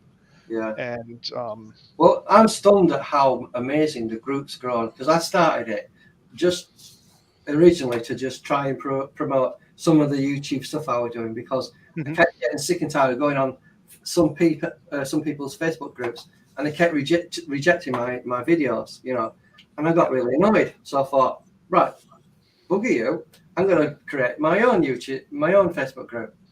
And within the space of a year, suddenly I got 21,000 members. I thought, yeah. I think we were at what, like 6,000 or 7,000 when you started looking with some help for other moderators or something. Yeah. And you pulled me on board early as a spring, and we have easily gotten 15-something thousand new members since then. Wow. Yeah. And that is the most amazing part, is how many new members we have gotten active in the group compared to how many we don't allow in because they can't even answer a question. Pretty much for everybody I approve to come in, and I have gotten lenient with my approvals. Like, you know what, if you're from Pakistan or something, I understand why you might not have answered the questions and just agreed to the group rules. Your English might not be up to par to understand the questions well enough to answer them, or even understand that you have to. So if they say agree to the group rules, it's like, all right, you know what, you tried. We're okay. Yeah. If you are the UK or in Canada and America, and you can't even answer the questions, and it says you're a visual creator or something, or writer, and someone's like, you're a writer for a living and you can't even write yes, no, you're not coming in. It's that easy. You can try again. I'm not blocking you. I'm just saying you can't come in. Yeah. Try again. Sir. Exactly. Well, the reason I don't care who you think you are. I just want you to answer his questions. He put him up for a reason. Yeah. Same as our group rules. I might be a little stickler for the sales things. I go a little bit nuts on that sometimes, even when somebody just in a post says, "Ooh, I might have one for sale." Yeah, no, your comment is gone. Yeah, that's the reason I put that rule up to start off with. I got sick and tired of all the spam selling stuff going off. There are so many for sale groups. There's no reason to make ours just another one. Exactly. Yeah. And well, I feel like the black sheep here because I actually got off of Facebook for a long time. I'm a single dad, and I focus on taking care of a 2-year-old. The important things. And so Facebook was just taking so much more of my time and everything. Yep. And it was more of a lifestyle choice. Yeah. And now I sound like I'm coming out. And in that hey, it's 2022. Yeah. I've been single dad for too long. But in the early days when I was looking in the group, I'd get so discouraged because I was like, nothing I produced looks anything remotely good as this. And it would keep me from posting. And, because there's so many amazing people out there. that And the have 5 things you do post, 6 people come and rip them apart because you're not God's gift to photography the first day you post something. So I really just kind of stepped away from not just Facebook, but interacting on Facebook a lot. And I can actually say that doing that has made my mental health a lot better. Oh, I believe that in a heartbeat. Yeah. In a heartbeat. Good. I'm one of the Facebook prison kings. I'm in Facebook jail about 6 to 8 months a year. Luckily, that doesn't interfere with group functions to moderating the group, but there's many times where I can't post for reasons. And usually during those 30 days, I hardly ever get a 7. It's usually always a 30. And I do feel pretty free during those 30 days because I can't reply to somebody. I can't get in another argument, So I can understand, but it's also one of the few ways I stay in contact with people I've known through multiple countries. So it's kind of hard for me to stay in contact otherwise. Yeah. It's kind of nice. But social media has definitely put a very weird twist on life. Well, I've been on other Facebook groups, such not related to photography, because I do have like a pond in my garden, and there's some really nasty people out there. There really is. Oh yeah. And the reason I wanted moderators is I didn't have the time to look at the group all the time, because obviously I do have another job, and sometimes it's hard to be on Facebook all the time and moderate the thousands and thousands of people posting stuff. And that's why I asked for a bit of help from quite a few people. And Dan, you were one of the ones that volunteered, and I want to say a big thank you for that. Appreciate it. My pleasure. I'm actually enjoying it a lot. It's a good group and it's a good topic. And just like Dad said before, we easily get torn down by people who think they are better, or because we're not the super famous ones yet. And I think I enjoy kind of putting a little shield up between somebody who is just trying or shoots with that badly hated 75 to 300 lens. Do I like that lens? No. Would I buy it? No. Does it produce good pictures with a photographer behind a camera that has fun and enjoys what they're doing? Hell yeah, it does. Doesn't mean I want that lens, but I get a little defensive for them if they get torn apart for asking about that lens or using that lens. And there's a lot of comments especially about that lens when it comes up, and it does, like every 3 weeks it comes around again. And there is a lot of comments that you kind of have to pounce on and get rid of, because it's amazing what people find reasons to get nasty about to somebody else while they can hide behind a keyboard and a screen. Yeah. I'm proud to say that that's one of my lenses that collects the most dust. Yeah. I never owned one. So everything I'm saying bad about it is because I totally fell for the hype that it's a bad lens, and I never gave it a chance myself. I had the 70 to 300 with the IS. So I, of course, always look down on the non-IS 75 to 300 anyway, because I shoot at 1/1600 a second. I totally need IS on every lens I have. Yeah. But that's what I enjoy about the group we have. It's surprisingly friendly group because we do keep a tight rein on it. Yeah. But all in all, it's a surprisingly friendly group with a lot of support and hardly ever anybody really going out of their way to be mean or degrading towards somebody. I had one the other day. He got an instant ban out of the group just for reporting a comment that somebody posted, and he had the unfortunate displeasure that I was the one who approved the post, because it was of somebody taking pictures of his daughter, and they were his favorite pictures of his daughter, and he posted them, and I think she had some chromosomal issues. So when somebody came and reported that as inappropriate and irrelevant to the group, I might have lost my shit a little bit. Contacted him and asked why he thought it was appropriate to report that, and he said, well, it's irrelevant to the group. I was like, I'm pretty sure it's not irrelevant to the guy who posted it to the group. And he's like, yeah, well, he didn't even post what gear or settings he used. I was like, want to go back to images I posted on our group, I'm pretty sure half of them don't have settings. They might have the lens and the camera, but I'm pretty sure most of mine don't have settings because I don't remember when I shoot 800 pictures, which one was the setting for each one. Mm. And just because it isn't there, I still use the Canon camera, maybe a Canon lens, maybe a Sigma lens, maybe a Tamron, whatever, but it's still a nice image. And that guy felt like, this is my daughter. I love my daughter. I posted 3 images of my daughter to the Canon group. And that guy reported it as inappropriate. So I told him he might not be a good fit, and he got removed. Because I have no patience for that sort of stuff. I completely understand. That guy's life is hard enough, most likely, with his daughter. He doesn't need somebody to pounce on him from behind a screen. So I'll happily put that shield up there. And I'll take the heat for that. If you want to come and complain to me or come with another account or whatever, which has happened before too, when they just log into their next account and come at you again, I don't care. I'll play that game all day long.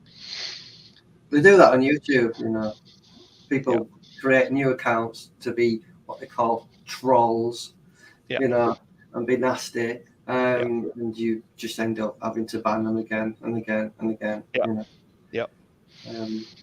But I have no problem kicking somebody out of the group if they behave inappropriately. If it's past a certain level, I don't even give them a warning. They're just gone. There's no point. If they go to that extent to be that nasty to somebody once, they'll just do it again. That just shows enough of character already to me. All right. I've got a list of questions that have been asked on the Facebook group, and I thought I'd read them out. Various people, I don't know if I'll get their names pronounced properly, so I do apologize. So someone called Irish Free Maleboroziski, something like that, asked, should I buy an EOS R? Does Canon have Good Friday sales? I don't quite know how to answer that correctly without actually knowing if they already have equipment, if they are just starting out getting into it, if they are upgrading, downgrading, adding on. But as a general blanket answer, yes. Yeah. Yes, you should. Okay. And yes, Canon usually has Black Friday sales. They are usually nothing spectacular, like any other big companies. They have sales, but they're not spectacular. So you get 100 here or 250 there, but that's on a $6,000 buddy. So does it make a huge difference? You might get a better deal buying it from a different web page or not Canon directly. But if you upgrade from something else, then Canon is actually surprisingly good with giving you a really good deal on trading your old one in, or even many times giving you a discount just for upgrading from a different model, even so you keep your old model. There are some, now they have promotions for that, where they just, well, you rather have 2 and get one a little cheaper, but you bought another one from us. So my answer would be yes. The thing that annoys me with these Canon deals, and I know we're going off topic a little bit, but I actually bought the Canon EOS R myself. Bought it for about, I think it was about £1,700, and there was a £200 cashback offer. So obviously it knocked it down to about £1,500. It took me 3 months and many emails to get that £200 back from Canon. And that's what really, really annoyed me, because it's like I could have gone on eBay and bought it for probably the same price. Without the hassle. Yeah, without the hassle, Yeah. And a lot of retailers in the UK in particular, obviously promote that a lot, where you spend so much and you get something back. Oh, it's horrible over here too. $5 here, $20 there, and they all hope, of course, it's just $20, whatever. I'm not going through the work of sending all that paperwork in.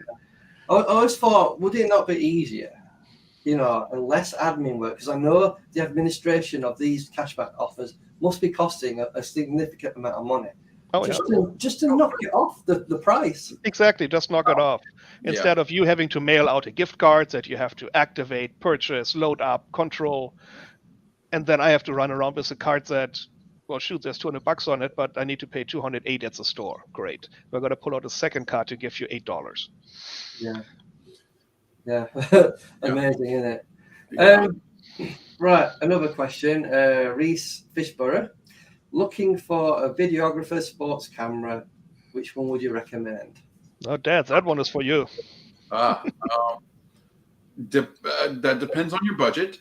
But if you're going video centric and shooting wildlife as well, I would say the R5 or the R5C if you can swing it, because it's high megapixel, it's got great autofocus, and it's lightning fast.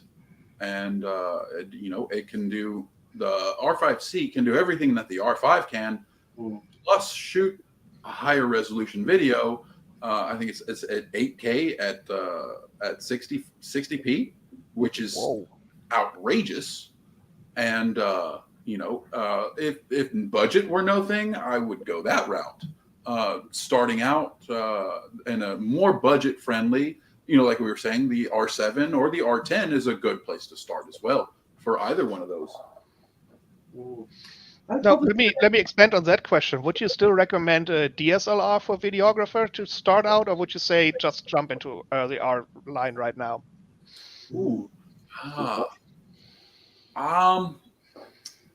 If you are just starting, I would probably buy a used DSLR or even an older used mirrorless. An R, it would still be a perfect way to start. But I think that the DSLR gives you more of a learning curve.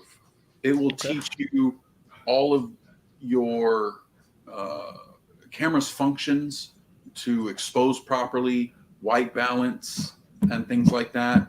And you still won't be,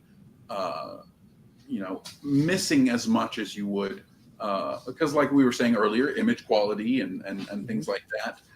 If you can't get the job done on a DSLR, then you probably shouldn't be spending thousands for a mirrorless. Okay, that's fair. Thank you. That being said, I probably would steer away from the 5D Mark IV, probably because the video files are massive. Really? For 4K, massive. So big. Yeah. I don't even know how big they would be on mine. I think I do up to 30 minutes I can shoot on the 1DX Mark II. But you have different formats. Yes. Yes. And I'm sure it does. The 5Ds. Yeah, that's a big issue. And that's one of the reasons why I haven't gone to the R5 or R6 is because in shooting those higher image quality, like the R5, is so many megapixels, my computer would catch on fire. like mine tried earlier today. That's the thing, isn't it? You need a new computer to go with your new camera, basically. Always, anytime.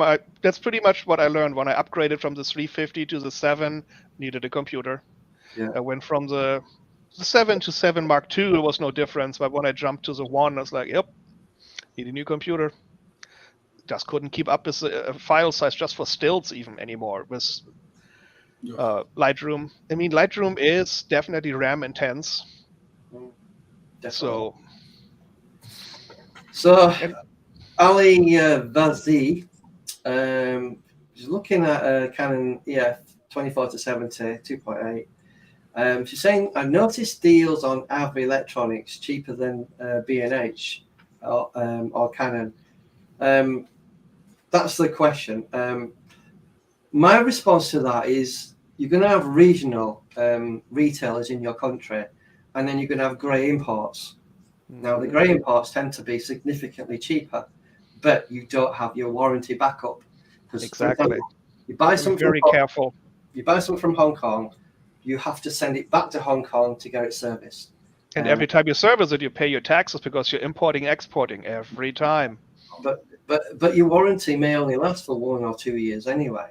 So you have to weigh up the pros and cons. Do you feel your camera, from Canon, a good manufacturer, is going to last over the 1 year warranty, and then your warranty is pointless? Or do you have that as a backup just in case? Obviously, if you've got a business, having that warranty and that backup is going to mean a lot to you. Yes. But if you're a hobbyist who doesn't use your camera a lot, then you might consider going for the cheaper option. Yeah, because 1 year warranty is like at that point, I use my camera once a week at best, for my kid's soccer game. What is the chance of you being in need of using the warranty compared to the guy who uses his 1DX Mark III or the R3 and gets 250,000 shutters in 6 months? Yeah, your chance to have to call for warranty is pretty much a given within the first 12 months for something. But I think what's more important is having insurance to back that up. Yeah, I would definitely recommend insurance if you can swing it, if you're a professional. If you are a hobbyist, not a stupid one like me, but a normal hobbyist with normal gear, definitely not. I think I've looked into it when I was still using just my 7D or Mark 7D Mark II and my little Bigma, the 50 to 500. The price of monthly or annual policies to insure that gear was not very attractive compared to just replacing the gear if it breaks. Yeah. And I think that a bigger part of that is the quality of gear that you buy in the first place. Yes. If you drop a Rebel on the ground, do you expect it to work perfectly every time? After that, Nope. Probably not. I have dropped my 5D2 literally off a pier into the surf, and it was fine. Oh. Yeah, I believe it. It had, let me rephrase that. It had over 180,000 clicks on it before my port broke off, and I now have no idea what it was, and that was 2020. Wow. Impressive. And I just shot with it 2 days ago. Impressive. Goes back to the old stuff sometimes has a much higher durability than modern construction. Ugh. I think someone posted something a couple of months ago on the Facebook group, and they were in France and the car got broken into and smashed, and they lost their R5 and a load of expensive RF lenses. Oof. A lot of money gone, and they were giving the serial numbers out on the Facebook group to try and see if anyone could help, anyone may know what happened. Which I had no objection to that. Fair enough, you want to promote that, and that's great. Hopefully they get caught, the scumbag. But the thing is, going back to the insurance issue there, like myself, I'm insured for about £17,000. Well, my equipment ain't worth all that, but a fair big chunk. And I'd be absolutely beside myself if that happened to me. I don't know how you guys. I would lose. Well, I have been there not that long ago, and it's devastating. Luckily, we have really good car insurance that also insures stuff you have in your car, as long as I can prove that I was there, which I luckily could because I took a snapshot with my phone, and on the back seat there was my backpack open with my camera gear in it. So it was relatively easy to prove. And the insurance said, all right, we'll accept that. And they depreciate stuff, of course. They say, well, we found the same camera for this price. Well, yeah, thanks. It's whatever. Just give me money. And it worked out okay. I replaced most of it. I would recommend, if anyone's watching it, to write down your serial numbers and keep a record of them. Yeah. As a matter of course, because a lot of people keep the gear, like you said, lots of lenses on lots of shelves, and you may not have thought about this, but write down your serial numbers down just in case someone swipes them up. Because that's a nice. I'm that guy that I'm dumb. I keep all my boxes. If I buy a camera, it comes in a box. I keep the box. Good man. There's a serial number on there too. It makes it very easy to prove everything. Yeah. And if I've learned, if you ever sell a lens or a body, people are willing to spend a good $1 more if you send them the box. Yeah. And the cables nobody ever uses, or the strap nobody ever uses. Yeah. But as long as it's there, people are willing to pay for it.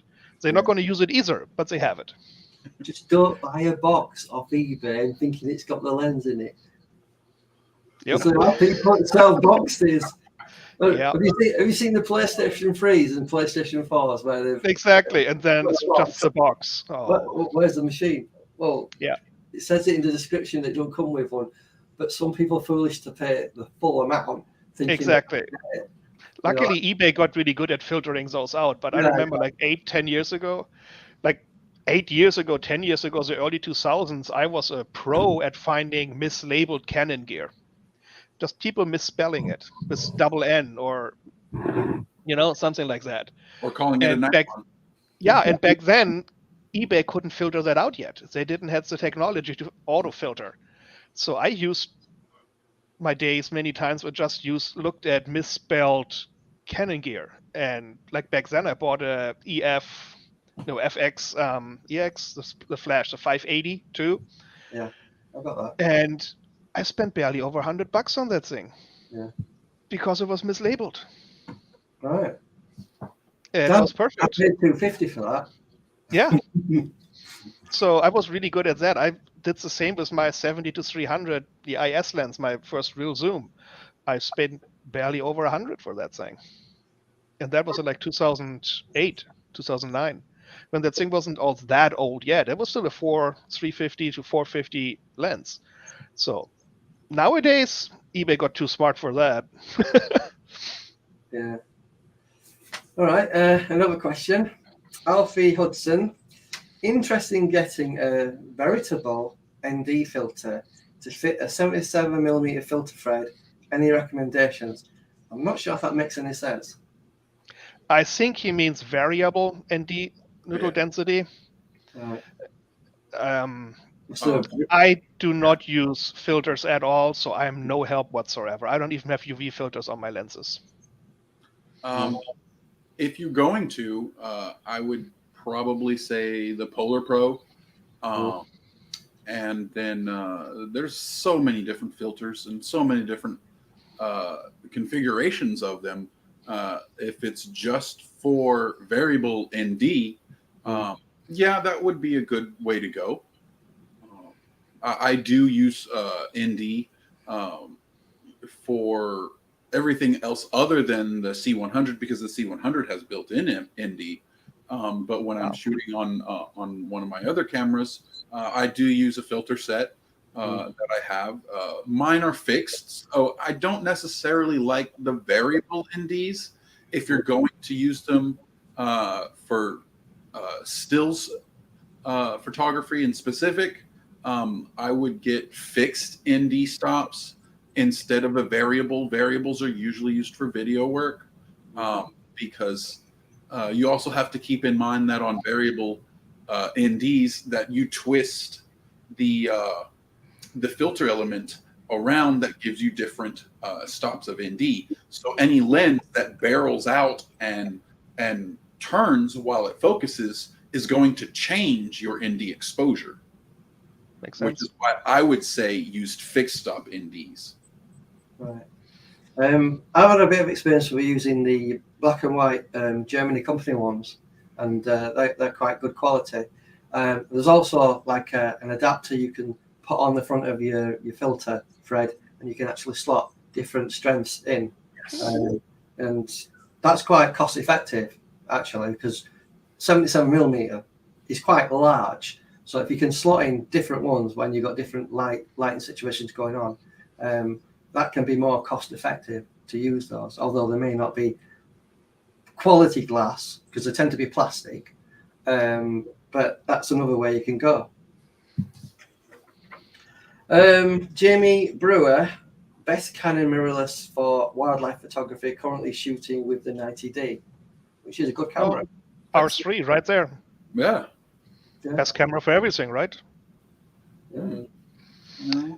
What do you shoot? Are you a long distance shooter? Are you shooting animals you're close up to, where you can put a 70-200 or a 24-70 on your camera? Great, R3 is great. If you need a 600mm lens and then some, you might want to go with an APS-C. A lot of testing I've done with APS-C on these telephoto lenses, and I'm not dissing your 60-600 at all. It's a very good sharp lens. I have noticed on APS-C in particular versus full frame that if you go beyond f16, for example, it brings diffraction into your images, where you can go to f22 on full frame and barely see it. That's interesting. I've noticed, because I did some side-by-side comparisons when I put APS-C. The camera I was testing out was the 7D Mark II, and I compared it to the EOS R, and you do see a softness in your images beyond f8. I don't know if you've come across that, Dan, at all with your testing in the past. I have not shot with anything R, and I think 1 out of 1,000 images I do goes above the 6.3, just because I need light, because I shoot action. Yeah. An f8 or an f11 or something, I could also just turn the camera off. It's the same image. It's the same usability for what I do, because I need to freeze a lot of motion. Yeah. I actually, many times in the equine photography, I shoot at higher shutter speeds than the guys shooting motorsports, because they like to show motion. I can't show motion. Horse people want everything frozen, like absolutely frozen in time. I did an image of a bird.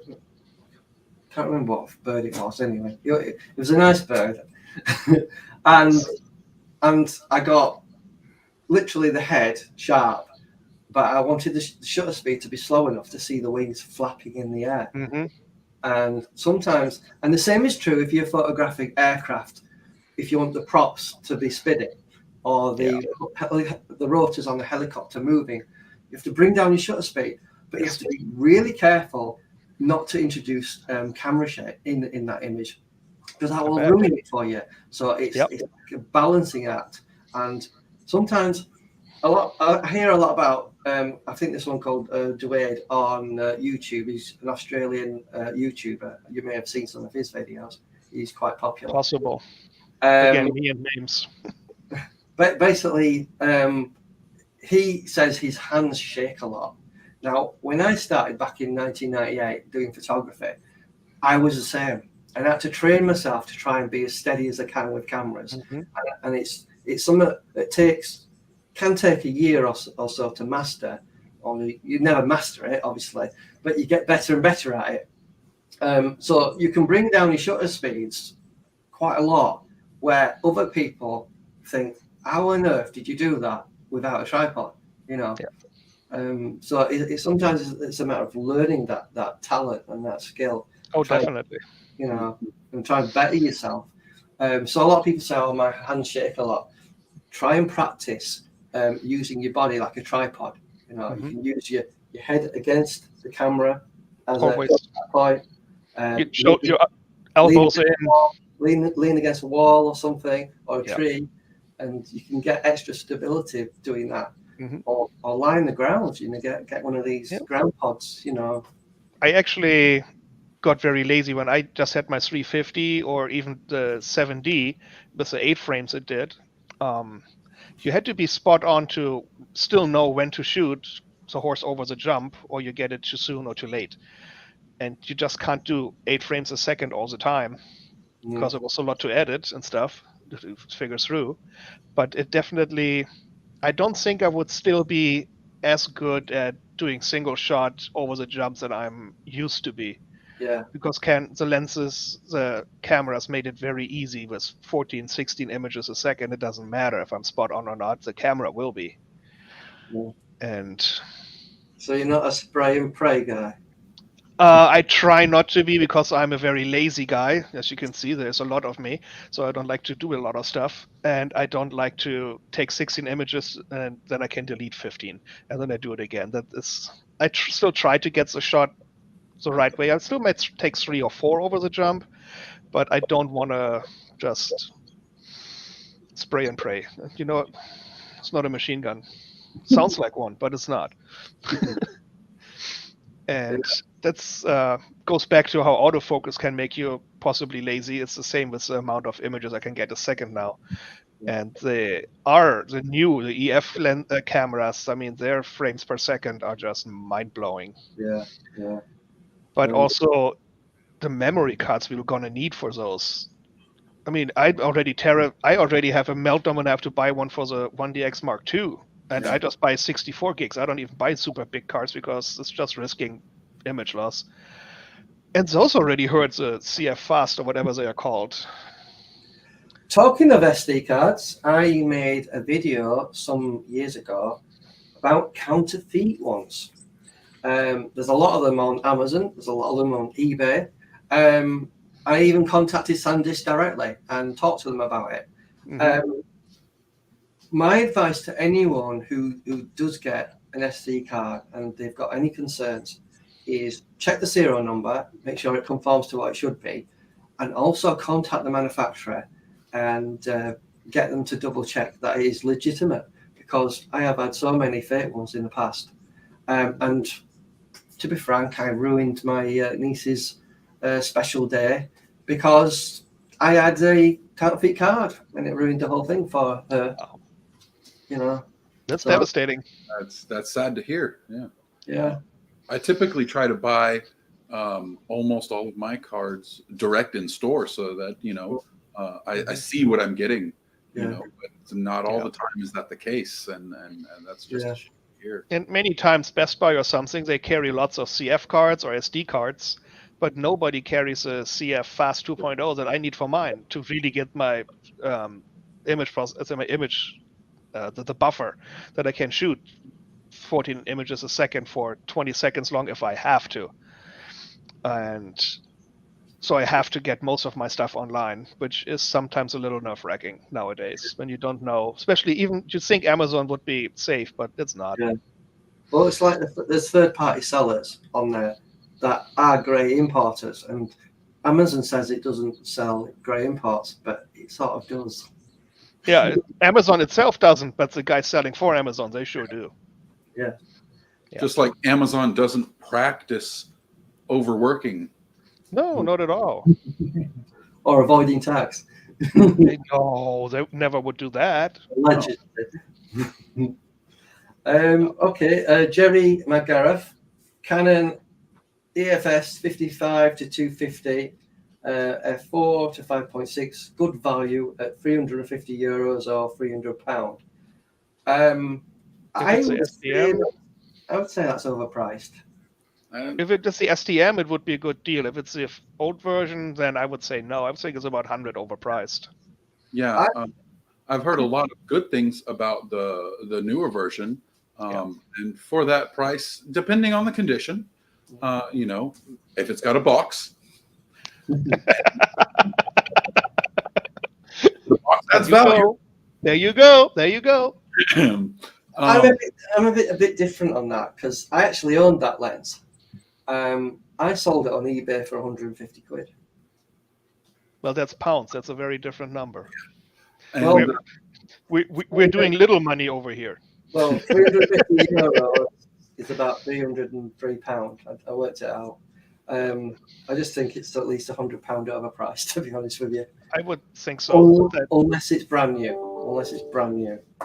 But then for also that price point, you could almost get a decent used L glass. I bought my 70 to 200 f4 for $400. Yeah, right. Why would you buy 350 for a 55 to 250? You know, makes no sense. And you know, for what, the little 50 mils of reach that you don't get, but you get drastically better image quality. Of glass that's in it. And we're introducing weather sealing. Yeah. Important factor. Yeah. Even on a Rebel, I mean, if your lens is sealed, it's still sealed. It's one less point of entry for the elements to get in. And if you look at it and say, you know what, I don't need an L glass, or I do need the extra reach because I need to reach across the field or whatever. For 350, look at the 70 to 300 Mark II nowadays. That thing is an amazing lens. And nowadays you can get it for 350, 400 used. Why buy the little plastic one when you can get a metal body? Or you can do like Dan and, you know, turn to Sigma. Or that. Yeah, that's definitely that. Well, you've got the RF 100 to 400, don't you? So it's mainly plastic. You pick those up for about £600. I think that would work out about $700, something like that. I think his battery pack went out. With it. He had a screen come up earlier to replace his battery pack.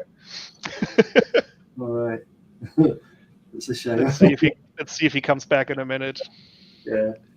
But I mean, the 55 to 250 is a great kit lens, and it does surprisingly well, Yeah. image-wise.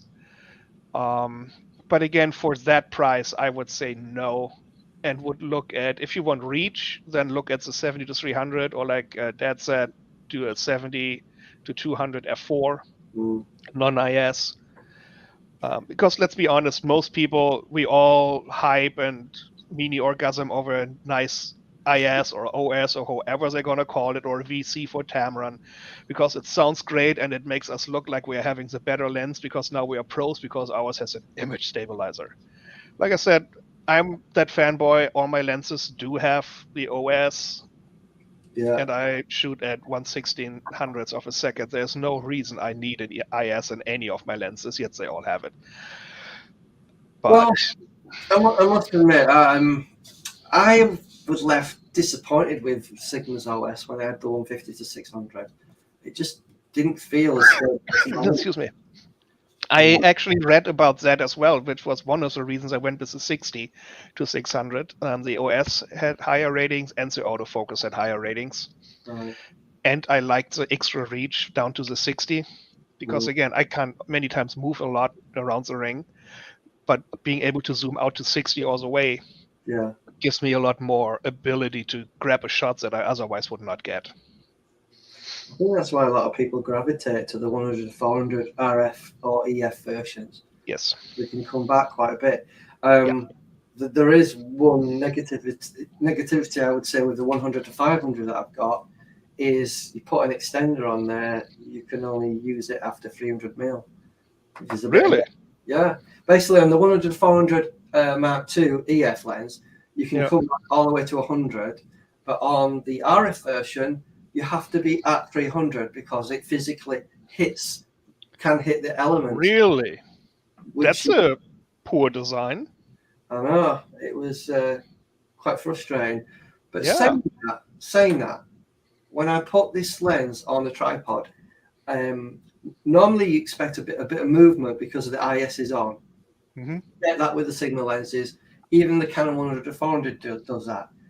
I put the 100 to 500 RF on, and it was dead. It won't move. And I tried moving the camera a little bit back with my hand to try and test nothing. And it was, I couldn't even see it. It moved slightly and it come back. But it is impressive, really impressive. What I've read about the IS from the RF lenses and the new stuff, that's a nice square around your face. I like that. What I've read about the IS and the new lenses is definitely a game changer. It's a whole new world. Yeah. One thing I am amazed at is the image stabilization with the 100 to 500. I was really hesitant to buy this lens, if I'm honest with you, because of the price. Yeah, I bet. Yeah, a lot. Like on the Facebook group, I actually put a post about the 100 to 400 Mark II with an extender that I won't need to get the 100 to 500. I'm really reluctant to buy it because of the price, because I've had to sell 4 lenses to afford the damn thing. Yeah. You know, I had to sell. Yeah. Some of you guys may be really disappointed when I say I sold my 70 to 200 2.8 Mark II. I actually sold mine too.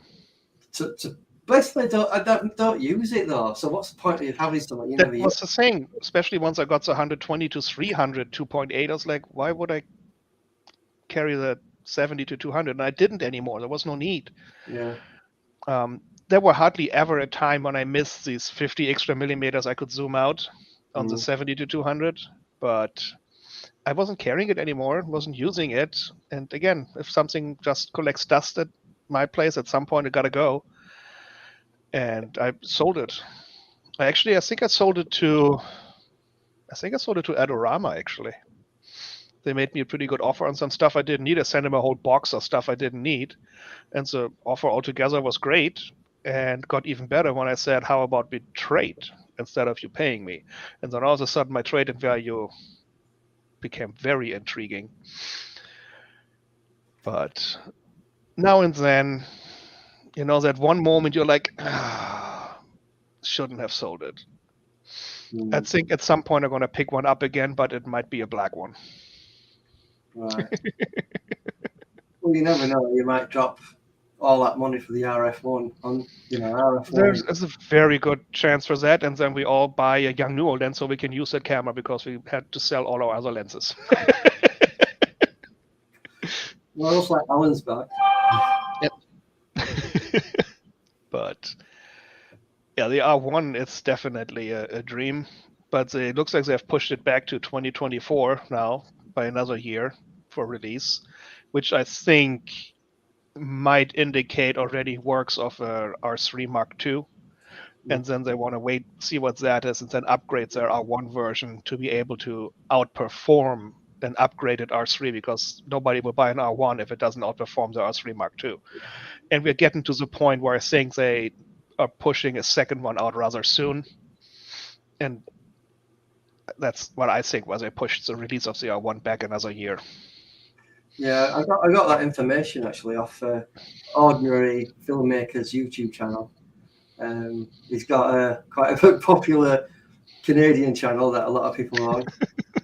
I think Canadians seem to be doing quite a good job on the YouTube platform at the moment because they know what they're saying.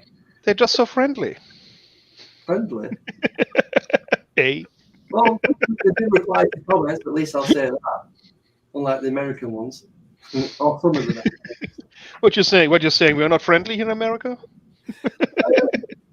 I don't know. I think maybe I get the feeling when YouTube gets so big, they don't really want to engage sometimes. No, they don't anymore. They're just. On the other hand, once the channel I think gets really big, it's also really hard to engage on a one-to-one level, because they don't get 5 people texting, then they have 5,500 people texting them, and 4,500 of those text the exact same question. So at some point, you just pick somebody that first come, first serve, you like their profile picture, or you threw a dot at a wall and it bounced off and hit the letter G on your keyboard, and that's who you picked. But I think at some point, you just outgrew the ability to be more personal. Yeah. Dad, you have absolutely no sound. Yeah, I don't know what Alan's saying. He's stroking his dog. Yeah, he's stroking. Let's call it his dog. No, we can see your dog. You're safe, but you have no sound whatsoever. We can't hear you at all. I don't know. Maybe it's not plugged in.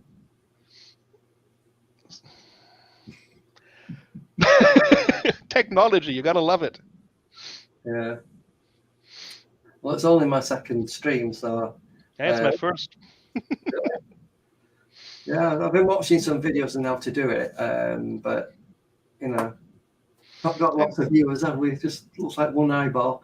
I think I'll try for next time. I might see if I can set up my DSLR with a lens to do it and make it a little nicer, just to see how it works, for fun. Nope. No. No sound. No. Maybe if I remove him and then he comes back. Come back. All right. Any more questions that we want to see if we can answer for people? Answer the stream. See if he comes back now. There he is back there. Can he talk? I don't know. Maybe he's going to do sign language. Maybe that's it. He's a big silent type now. Yeah, you're still very silent. Yeah, his audio's not working. Yeah, audio is none whatsoever. No. Yeah. All right. Another question. Heather Utis, what is a good wildlife lens that's affordable? A good wildlife lens that's affordable. Again, that is a very broad question with an answer that is about 8 times as broad, because it depends on what wildlife you're shooting. If you do insects or that sort of stuff, you are pretty close, you might want to get a nice prime. If you shoot birds, you might want something with a massive reach of zoom, like my 60 to 600 or a 150 to 500, or a Canon 100 to 400 Mark II with a converter on it. That thing is doing surprisingly well from what I've seen with a 1.4 or a 2 times converter. So you can get quite a bit of reach, and luckily birds are usually out in the sky, so you have some good light. But again, we are also reaching the level of non-affordability again. All in all, a good wildlife lens on a budget. Right now, I would point at a Canon 100 to 400 Mark I or a Sigma 100 to 400. I'd say the 150 to 600 contemporary is pretty affordable.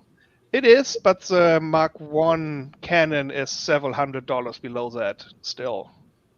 That's used though, isn't it? Yes, I'm talking used prices because we saw it sounded like it was a budget question. So I'm trying to find some budget answers to that that are affordable, and it's a broad range, especially for somebody who might just be starting in wildlife photography and is still trying to find a way. So I'm trying to find a lens that can serve them for a variety of wildlife photography topics and ambitions.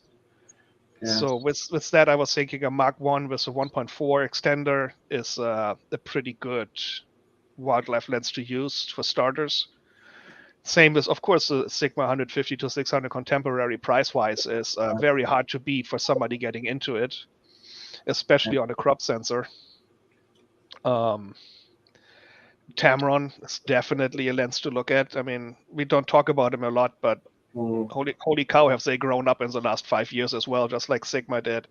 It's amazing what the third-party guys can do now. Probably talking about the G2, aren't we, really? Yes. We do not mention the G1. The G1 one, that bad. It's like Bruno. We don't talk about Bruno. Well, hey, I can hear you! I had to switch back to my laptop audio, so if I sound a little worse, I apologize. It sounds okay. Yeah, no, sounds good. My recorder died, so I didn't want. No, it works. Seems to work. At least you can talk again. Yeah.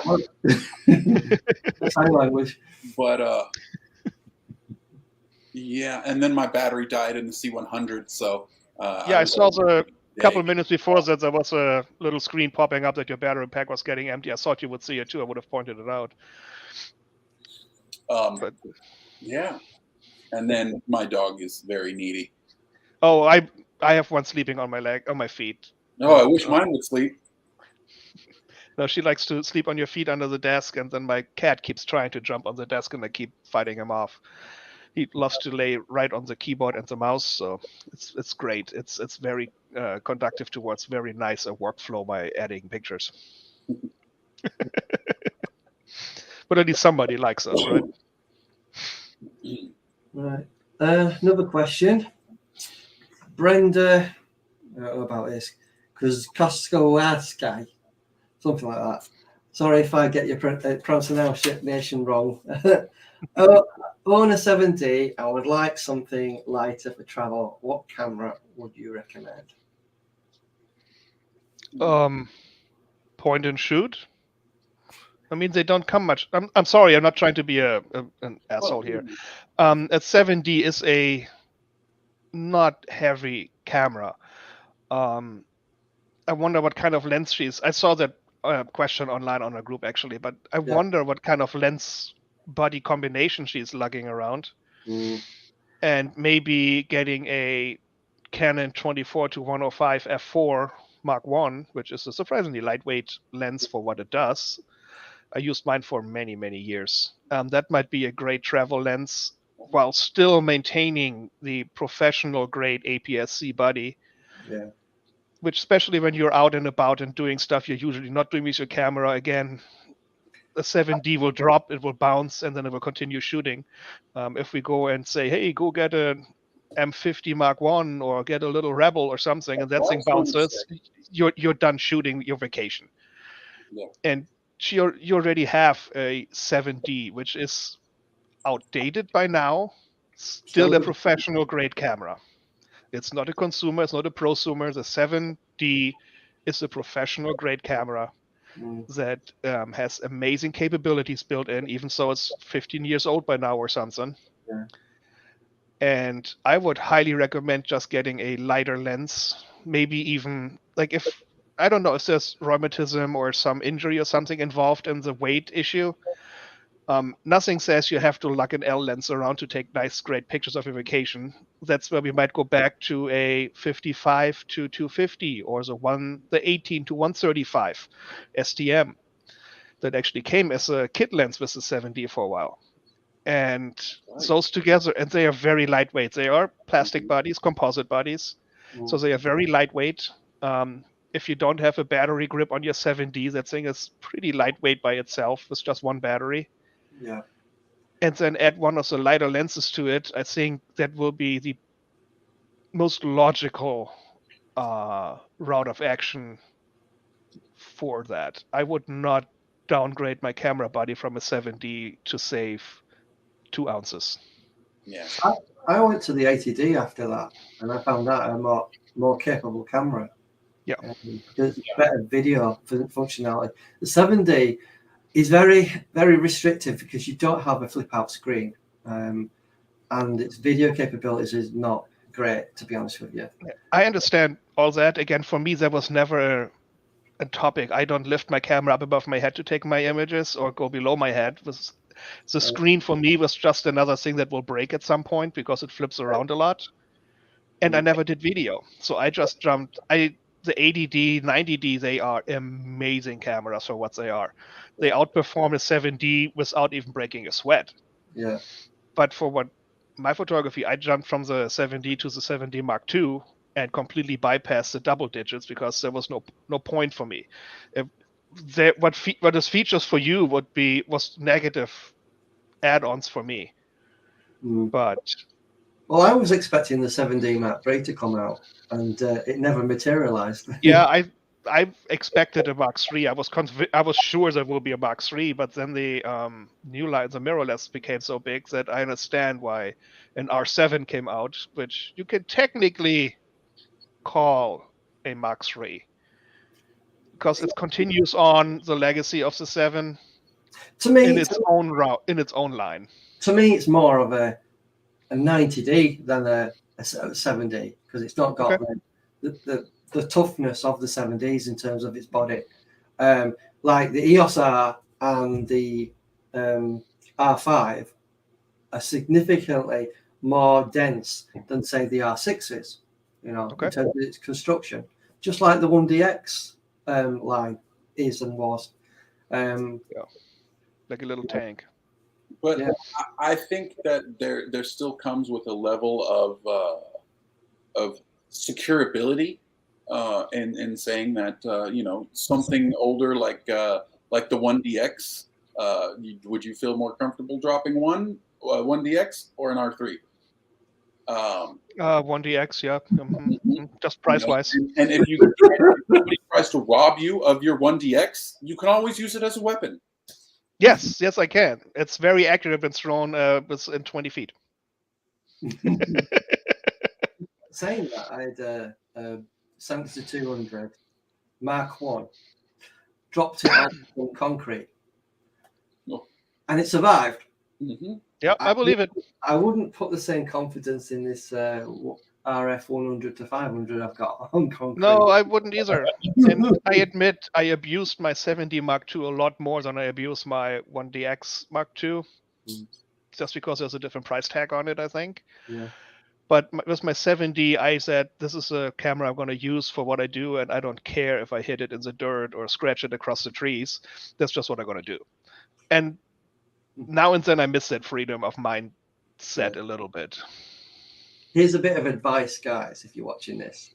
If you buy something like a 1DX Mark II on eBay, try and find one that's not scratched up or bashed up and has a high shutter count.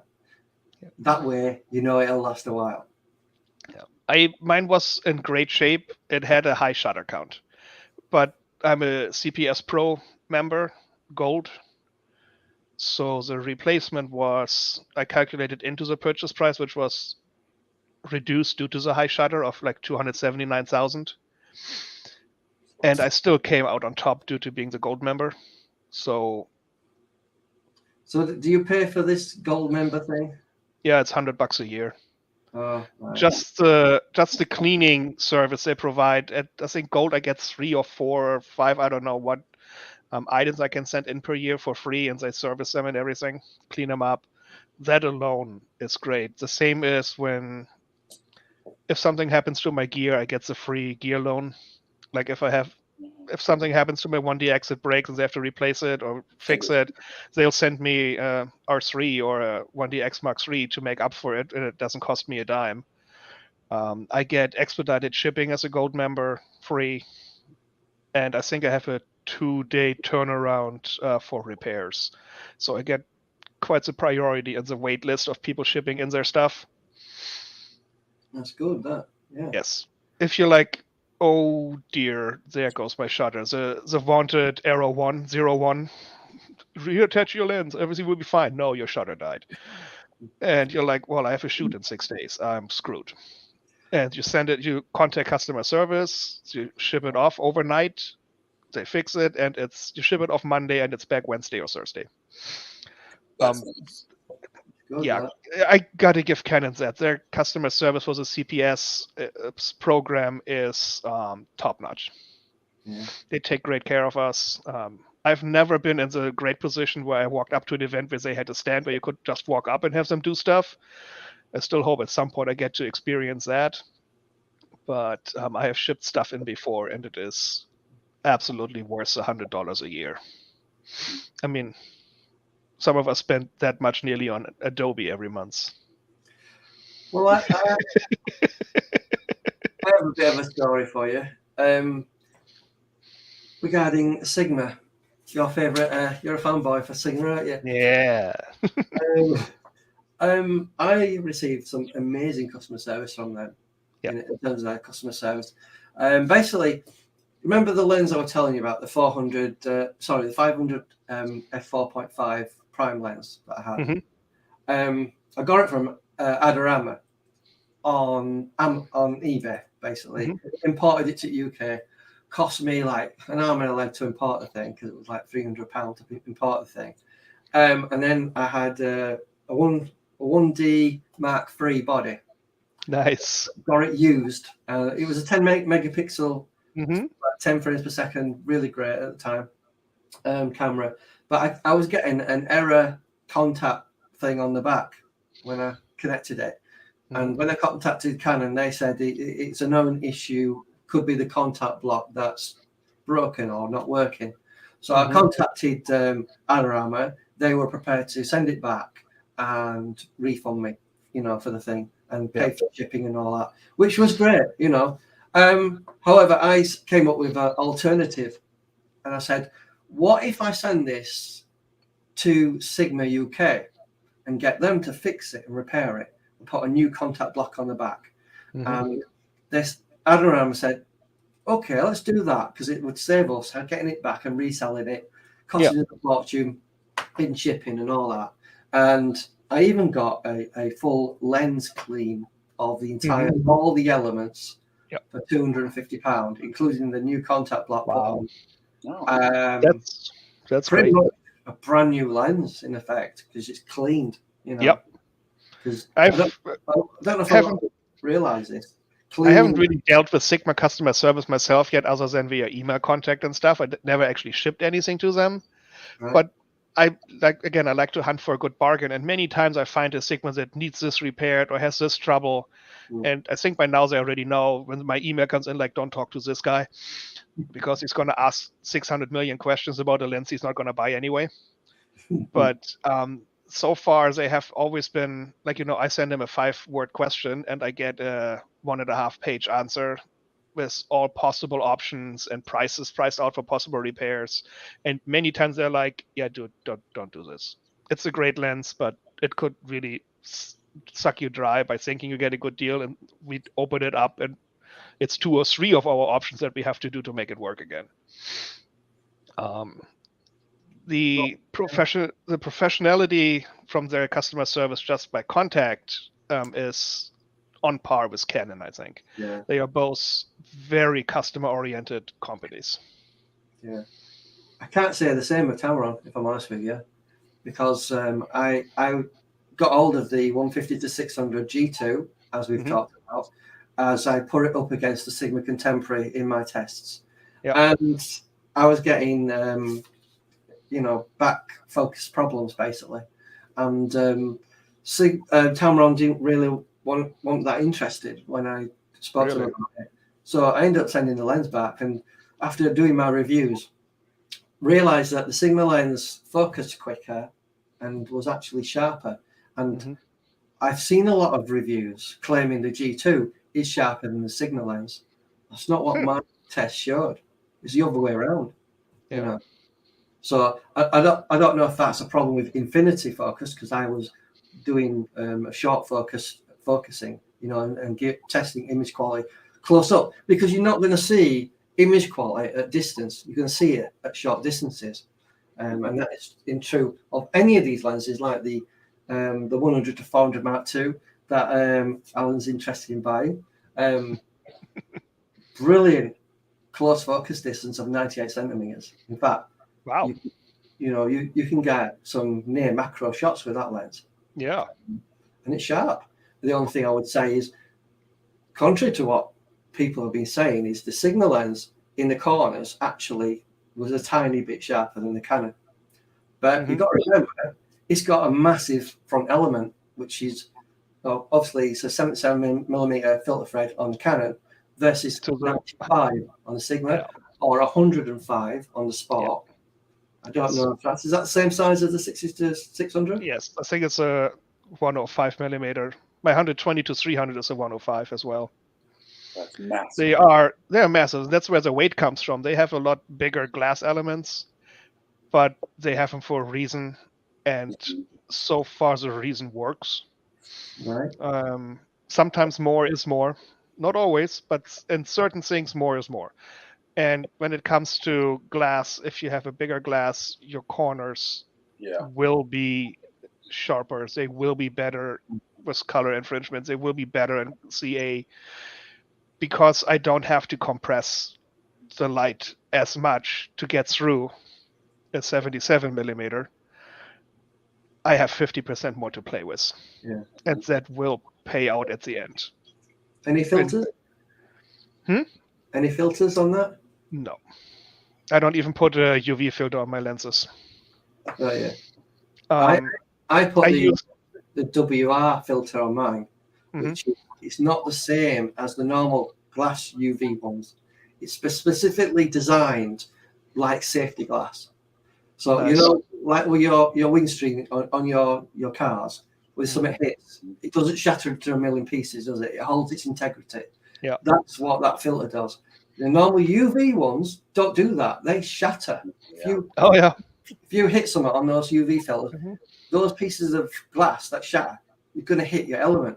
Oh, yeah. They're going to destroy your outside coating in a fraction of a second. And with WR filters, and they are expensive. I'm not saying they're cheap. I think they're about £150 for the 105 and about £100 for the 95. But they don't shatter.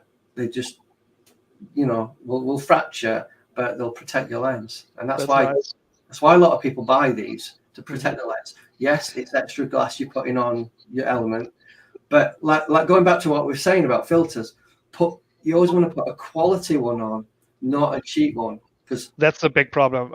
People buy the 70 to 200 Mark III and put a 1999 eBay UV filter on it. Well, great. You could also just put dish soap on the front. It's how much are you willing to spend for peace of mind? Yeah. I remember I just use it for protection, and then nobody thinks about how many coatings and everything is on the lens glass inside your lens, and then we put a low quality window glass in front of it. Like, do you roll down your car window when you shoot out of your car, or do you shoot through your car window? I mean, it's the same with putting a filter in front of my lens, and it's a 60 to 600. I don't think it would make an image difference, but like the 24 to 70 art, I think at that point I'm just shooting myself in the foot by putting a element. Doesn't matter how expensive my filter might be, it will not match up to the glass that's already in my lens.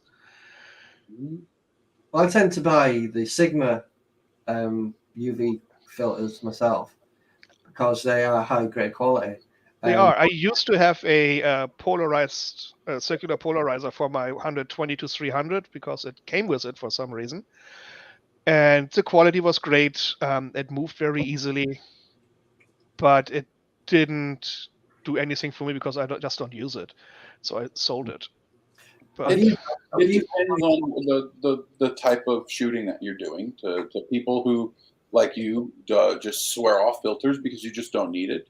But then there's other people who do have uses for them, landscapes and. Oh, definitely. There's no doubt. Filters are an amazing tool to use for a lot of photography or videography. Video in particular, I think. Mhm. Like ND filters, as you're probably aware of. Oh, I bet. Especially for wildlife, for nature, like water, the ND filters, you get some amazing effects with flowing water with an ND filter. Yeah. But for me, that it just doesn't do anything for me. It would hinder me more than it will do anything, and that's for any kind of filter I can put in front of my lens for what I do. If I would get into videography, I can see ND filters being really cool for doing some fine art video shots around horses or horse heads, horse eyes, that sort of stuff. I could really see that. I've done a lot of waterfalls before, because that's one of the things I'm into, water as well. Yeah, those ND filters come into their own, especially on a 2.8 lens. And if you want to slow things down, you can make the water like really creamy, like misty, really nice. But it really is. Yeah, that's why you need those ND filters, though, to create that effect. You can't do it any other way. And again, everything has its place. It has no place in my backpack yet. But that doesn't mean I will tell other people, no, you should never ever get a filter, or no, you shouldn't get this or that. It might be exactly what you need to get your photography to the level you want it to be at. Yeah. We've got a unusual question here from someone called Jeanette Marie Stablin. What lenses Canon EOS M6 Mark II for family, maternity, milk baths, mirrorless, newborn, Bordeaux, weddings, Santa, Easter bunny, smash cakes? I'm not sure what that all means. To me, it's a bit double Dutch, but nevertheless, it's a question. It is? Well, that's like everything. It sounds like she wants something that does a bit of everything. Get a power shot. not even trying to be mean, but that lens and that camera combo will do all that a little bit. Jack of all trades, master of none, which is nothing wrong with. It's if you want to do a little bit of everything, you need something that can do a little bit of everything, but it's not good at anything. Well, the M6 Mark II is more or less a 90D in mirrorless form. I don't know my way around the M's at all. I've never dabbled in them or looked at them at all. The M6 Mark II was supposed to be the equivalent of the 90D, but in mirrorless form. And then you have to buy like an EVF to attach on the top of it. Essentially, a 90D, if you take away the mirror part of the 90D and just consider it a hybrid digital camera, it is the same thing, basically. Interesting. So it's a capable camera. Yes. And then also with the M series, unlike the 90D, you get the added functionality, if you so choose, to download and install Magic Lantern to shoot ridiculously sharp 4K. Doesn't that ruin your warranty, though? Well, we're talking in M6. Don't ask, don't tell. Yeah. I might have used stuff like that on my 7s. Back in the day when you could install some cool programs that really helped you all of a sudden. Yeah. Again, it's 12 months of warranty. Wait 12 months and then have fun. Yeah. Well, to be fair, they're starting to give 2 years warranty, I've noticed, on some things. Really? But that might be more the grey importers themselves. I don't know if it's directly with Canon or not. Oh dear, I haven't bought anything new Canon and I don't know how long. Maybe a little bit embarrassing, but again, I like a bargain. Yeah, I bought used everything, and I don't have to worry about a warranty. Yep. The thing is, you can buy sometimes, because I did recommend someone buy a 60 Mark II some years ago, and he was looking at buying it second-hand used on the eBay market. And then I said, why don't you try buying it from this company, this grey importer? It's the same price, brand new. You know. But grey import, you still don't get the warranty, so... It's still brand new. But still brand new. But it is brand new. That makes a difference. Yeah. You know it's brand new. It has not been dropped. Comes in the box. Comes in the box, we would hope. Yeah. Also, with grey imports, many times they don't come in the original box. That's true. Many times they are kits that get ripped apart. They sell the lens, they sell the camera. Yeah. So many times you actually don't get them in the box. You get a box. Well, like a brown cardboard box. The 80D I bought was a grey import. Came in the original box, seemed fine to me. And I sold it for pretty much what I bought it for. That's good. Yeah. About a year later. So, very good. Very nice. So, Christian Hedman, holiday to Napoli, Italy. Which lens should I take? 16 to 35 2.8L, 24 to 105 f4L, or 70 to 200 2.8L. 24 to 105. Yeah, that would be my choice. If you take one of those three, that's the one that can do everything a little bit, and it's still a good IS and a good aperture. Yeah. Very, very sharp lens. I like my model a lot. But conversely, I would also consider the 16 to 35. Yes. Because especially if you're going somewhere like Italy, where you narrow streets and there you go. You show off it's show off everything. You're going to want wide shots of everything. Exactly.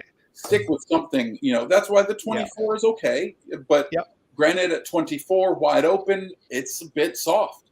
Yes.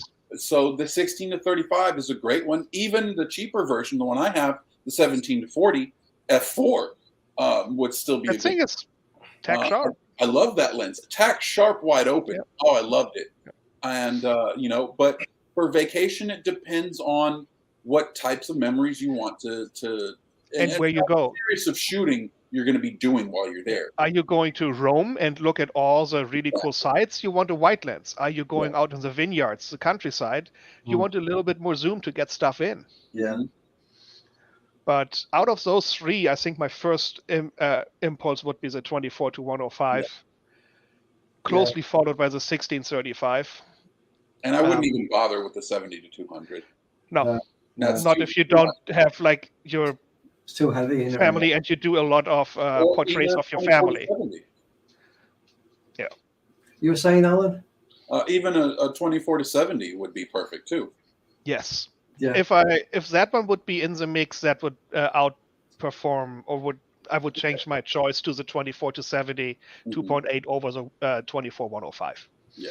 I mean, that's why I got rid of my 24 105 because I got the 24 to 70 art. I again had no need for the 24 to 105 anymore. That little bit more zoom is nothing I really need. By the time I need that zoom, I have my 60 to 600 on, and I bridge that whole bridge there, the whole river anyway. I had the 24 to 80 f4 IS on a 5D Mark II. And that was a really nice sharp lens. I bet. Wasn't expensive either. Nope. The F4 was always a really affordable one, and you got to give it that the F4 24 to 70 came as an IS when the 2.8 couldn't even dream of an IS. That's true. And all of a sudden, the F4 wasn't a big issue anymore, unless you needed the depth of field for certain creations. But no, all of a sudden I could shoot F4 with a little bit less light because I had an IS. which the 2.8 could not provide, which is the main reason I didn't buy the Canon 24-70 Mark II and went with the Sigma Art. Honestly, the contrast in the Canon Mark II is slightly superior to the Sigma 24-70, but the optical stabilizer was just too tempting to leave out at that price category. Yeah. It's just one other tool in my bag that at low light shootings for equines or something I need, because award ceremonies when they stand still, I can slow it down a lot, but then an OS comes in handy. I was going to buy that lens, that 24-70 art lens from Sigma. Oh. The only thing that put me off was I saw a video comparing it to the Tamron, because the Tamron brought one out. Mm-hmm. Same sort of thing, VC 2.8. Yeah. But they seem to have found quite a bit of chromatic aberration. Did you not see that when you got yours? Not really. Oh no. He's stuck again. Yeah. Yeah, batteries can be a problem, aren't they? Most of my shooting, I do not deal with a lot of CA, just by type of shooting. And again, modern programs for post-processing are so powerful that chromatic aberration is pretty much a no-brainer for me in lens quality, because it's so easily fixed and completely eradicated with 0.25 seconds of a mouse click. That is nothing. Sharpness, contrast, autofocus, that's what I focus a lot more on when I look at what kind of lens I should buy or want to buy, compared to chromatic aberration, because it's, again, such an easy fix nowadays, especially with the new AIs that they have in their programs. He zoomed in now. Yeah, he did zoom in. Oh, this is my laptop camera. Oh wow, dude, you're downgrading a lot. First we went from the C100 to the 6D, and then now I'm No, you're a laptop. Well, if it makes you feel better, I have a little clamp-on camera on top of my computer screen, if that makes you feel better. So we're kind of on the same quality level here. I'm using the iMac one. It's not great at the moment, because apparently I have to upgrade StreamYard to get HD full quality. So I'm doing 720p at the moment, apparently. Like I said, when Dad was trying to fix one of his... Even my max output when I was on the C100 would only let me do to 720. But I'm using a capture device, actually for gamers, that lets me use OBS to go and stream pretty much anything from my camera straight to any program, like Zoom, Facebook, YouTube, this one. That's cool. I was thinking, if we do one of these again at some point soon, I'll see if I can set up my 1DX with 24-70 and see if I can use that as a camera. I use this one. It's a Aviator. Yeah. Oh, right. Look at that. Look at you too. We've got an older one though. That's a new one. Okay. I'm supposed to be able to buy SD card, but the SD card part of it don't work. Unfortunately. It's too old to get a refund. That's kind of cool. I'll see if I can set something like that up. I like the idea of doing some more streams. So it's actually kind of nice. Yeah, so. It was hard to get people to want to do this, because I don't know what it is. You know, they promise weird, but don't do it. You know what I mean? Because then nobody shows up. It's easy to say I'll do it and then never do it. Yeah. You know? Yeah. It's like I'll go and help you fix your car, but I can't be bothered. And a lot of people also tend to not want to get on the other side of a lens. And then, you know. I mean, with my beautiful face, it's easy to be on this side. But... No, it's when you ask for somebody, I like the idea, like, you know what, why not? I don't have that much to say, or I don't know everything, but it might be fun to just talk and shoot some shit with some guys. And I actually enjoy it, so I'm more than happy to make this a more regular thing. It's kind of fun. Absolutely. Oh, this was so much fun. Yeah. As long as we don't talk about the World Cup, Yeah. Yeah, let's fly to Qatar and take some pictures. Yeah. It'd be nice to be on pitch though with a big white lens though, wouldn't it? Yeah, definitely. Oh, And but that, dust. Oh, yeah, but that's where the weather sealing comes in. Nice and warm though. You don't need weather sealing. I don't do warm. yeah. Please, I live in please. Texas. I'm warm enough. I'm in North Carolina. I'm warm enough. It's getting cold in our country, and with our fuel bill going right through the roof. We got Oh, freezing temperatures right now at night. It's like in the 30s. What, 30 degrees or something? It's Fahrenheit, not Celsius. Fahrenheit.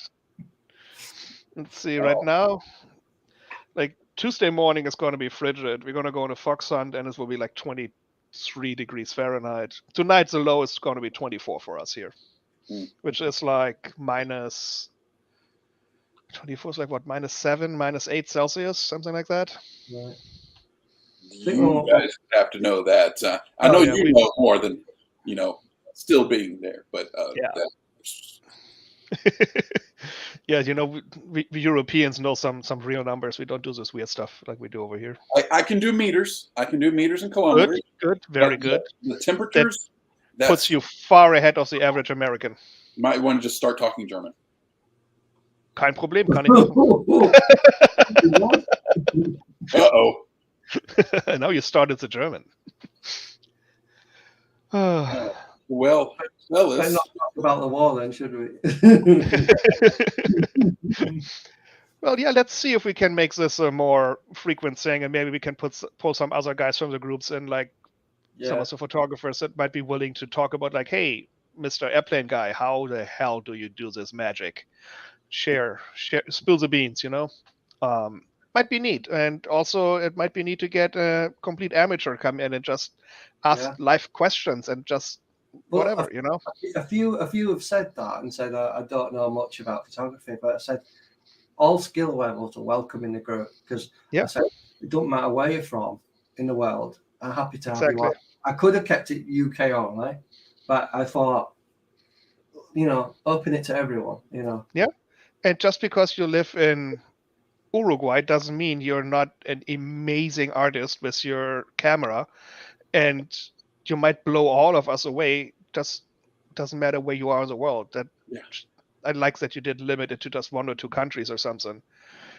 And that's why I also, again, when as a moderator, I'm like, okay, I understand why you didn't answer the questions, but you agreed to the group rules, so I'm going to let it slide. If you then post some bullshit, okay, I got to kick you out again. Yeah. But I want to give the ones from the sometimes less fortunate countries the ability to be in the group, learn and share, and just enjoy. Yeah. So another question someone had, called Thomas Gordon. I am not a professional photographer by no means. Is a tap for a Tamron lens to a Canon 7D Mark II worth buying? Do you guys know what that is? The tap? Yeah. I know what it is. It's the tapping console for Tamron lens, just like the Sigma dock. Oh, yes. Hands down, yes. Yes. If you have a Tamron lens that can use it and you don't have the dock, dude, buy. Yesterday.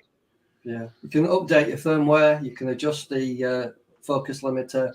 That's how I adjust my autofocus speed on my lenses, and that was a game changer. The thing is, I used the tapping console for the EOS R, and it made virtually no difference to the performance of the Tamron lens on the EOS R, and it was slow on the EOS R, but I stick the same lens on the 7D Mark II, and it was razor quick. Wow. So I just don't think it performs well on the mirrorless platform, and the Sigma was a lot better, a lot quicker, twice as fast, sharper. Wow. But then you do have that pulsing known issue that's happening with the Sigma Contemporary 150 to 600, which is linked to the RF mount. Yeah, that's unfortunate. But a lot of people are just living with it because it's creating a few soft images. But for the most part, you're getting some reasonable amount of sharp images out of it. It's just like hit and miss sometimes, that's all. I mean, it's just like back in the old days when we didn't have automatic fluorescent light flicker control built into our cameras. Yeah. I mean, we still got good shots even inside. I mean, you just adapt to your gear, and you grow with your limitations. So that's all the questions that I've written down, because I thought it'd be informative to get some people's comments. Yeah, definitely. No. And just, I mean, picking some out and actually answering them on the stream might get people more interested in the streams. Like, hey, maybe my question gets picked, and maybe the guys discuss it. And at some point, we might have 5, 6 of us sitting here and talking, and all of a sudden, we have a much broader horizon of answers coming up here. Mm-hmm. With the free option on StreamYard, it allows you up to 6 people. Yeah, it's perfect. For free. Obviously, if you go for the paid plan, I don't think it's very expensive. You can have up to, I think, 10 or 12 people.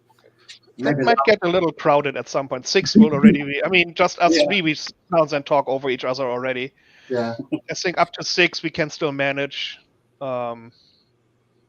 If we do 5 or 6 people, we might have to come up with a little system of who replies first and second and hand stuff, or like little raise your hand, little flag. Okay, red first. But I think we can really set something up here, and we might never be world famous for our little streams, but it might still be fun, and somebody might learn something. And well, fun. I was talking to a fellow YouTuber who's got he does a pond stream I sometimes go on, and he said it just took time, just time to build up. Yeah, repetition. Because I must admit, the last stream I did, which was just me on, was a bit boring. If I'm honest. Now you got us. Now things are great. All right. What would a stream be without us? So what do you guys feel is the next step for you in regards to your upgrading path, or are you happy with what you've got? I'm personally very happy with my gear right now. I don't need to upgrade to do anything better right now. I think the R3 is tempting because it would be the jump into mirrorless, but I don't think it will improve anything ability-wise or possibility-wise for myself right now. The only thing I would like to get again would be 1 or 2 nice primes, and I have this tiny little nagging little midget in the back of my head saying macro. So at some point I might buy a nice macro lens, which would get me a new possibility for fine art, even around still horses. Yeah. I would recommend the 24 to 80 f4L IS.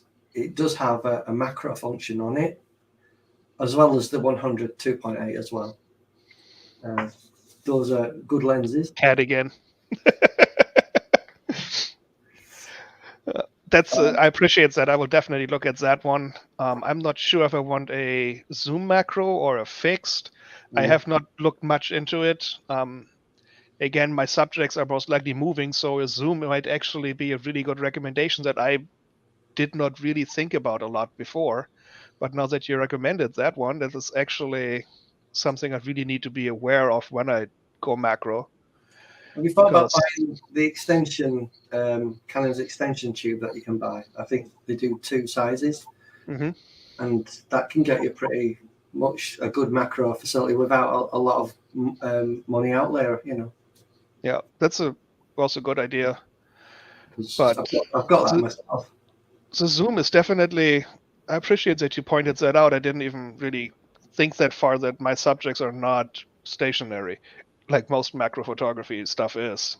Right. So that's actually opened a whole new can of worms. You could always reverse your lens. You know how to reverse your lens then. Yeah. So that's actually. I will. It's on the back burner, the macro stuff, but it has been nagging me for a while, and at some point I will have to dabble in it. It's fun. I tried with a non-macro lens, just do some nicer close-up shots, but it was just not the same. That was several years ago. But I always liked the idea. I love looking at macro shots, and I'm just I have a friend that I met through another Canon group. He's, I think, shoot, is he UK or is he South Africa? I always forget. But he does macro shots that you think there is no way he did that with the old stovepipe 80 to 200 on a old camera from Canon, and he blows you away with his shots, like of insects mostly. And I will now, as soon as we're done here, I will look him up and invite him to our group because he needs to be part of this. Right. I could see him being one that would actually come on a stream as well, just by his personality that I know of him. I could see him enjoy this a lot and talk about that topic.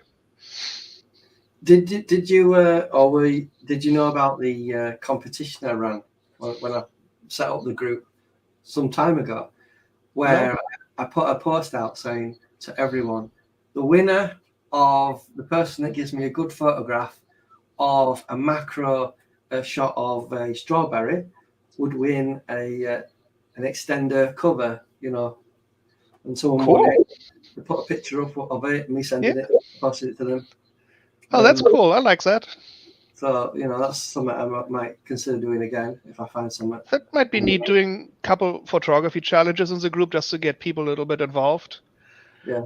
I used to do quite a few with a different group where they challenges like the 7-day challenge, where like every day you got a different topic of photography that you were supposed to do. And it got a lot of people really involved, and it was a lot of fun. It was pretty much just for bragging rights. There were no monetary prizes or anything, but it was just fun to come together as a group and compare notes. Yeah. Like one of the topics might be reflection. Now, nobody says it has to be a mirror reflection. You could be whatever reflection, however you see a reflection or whatever you think a reflection is.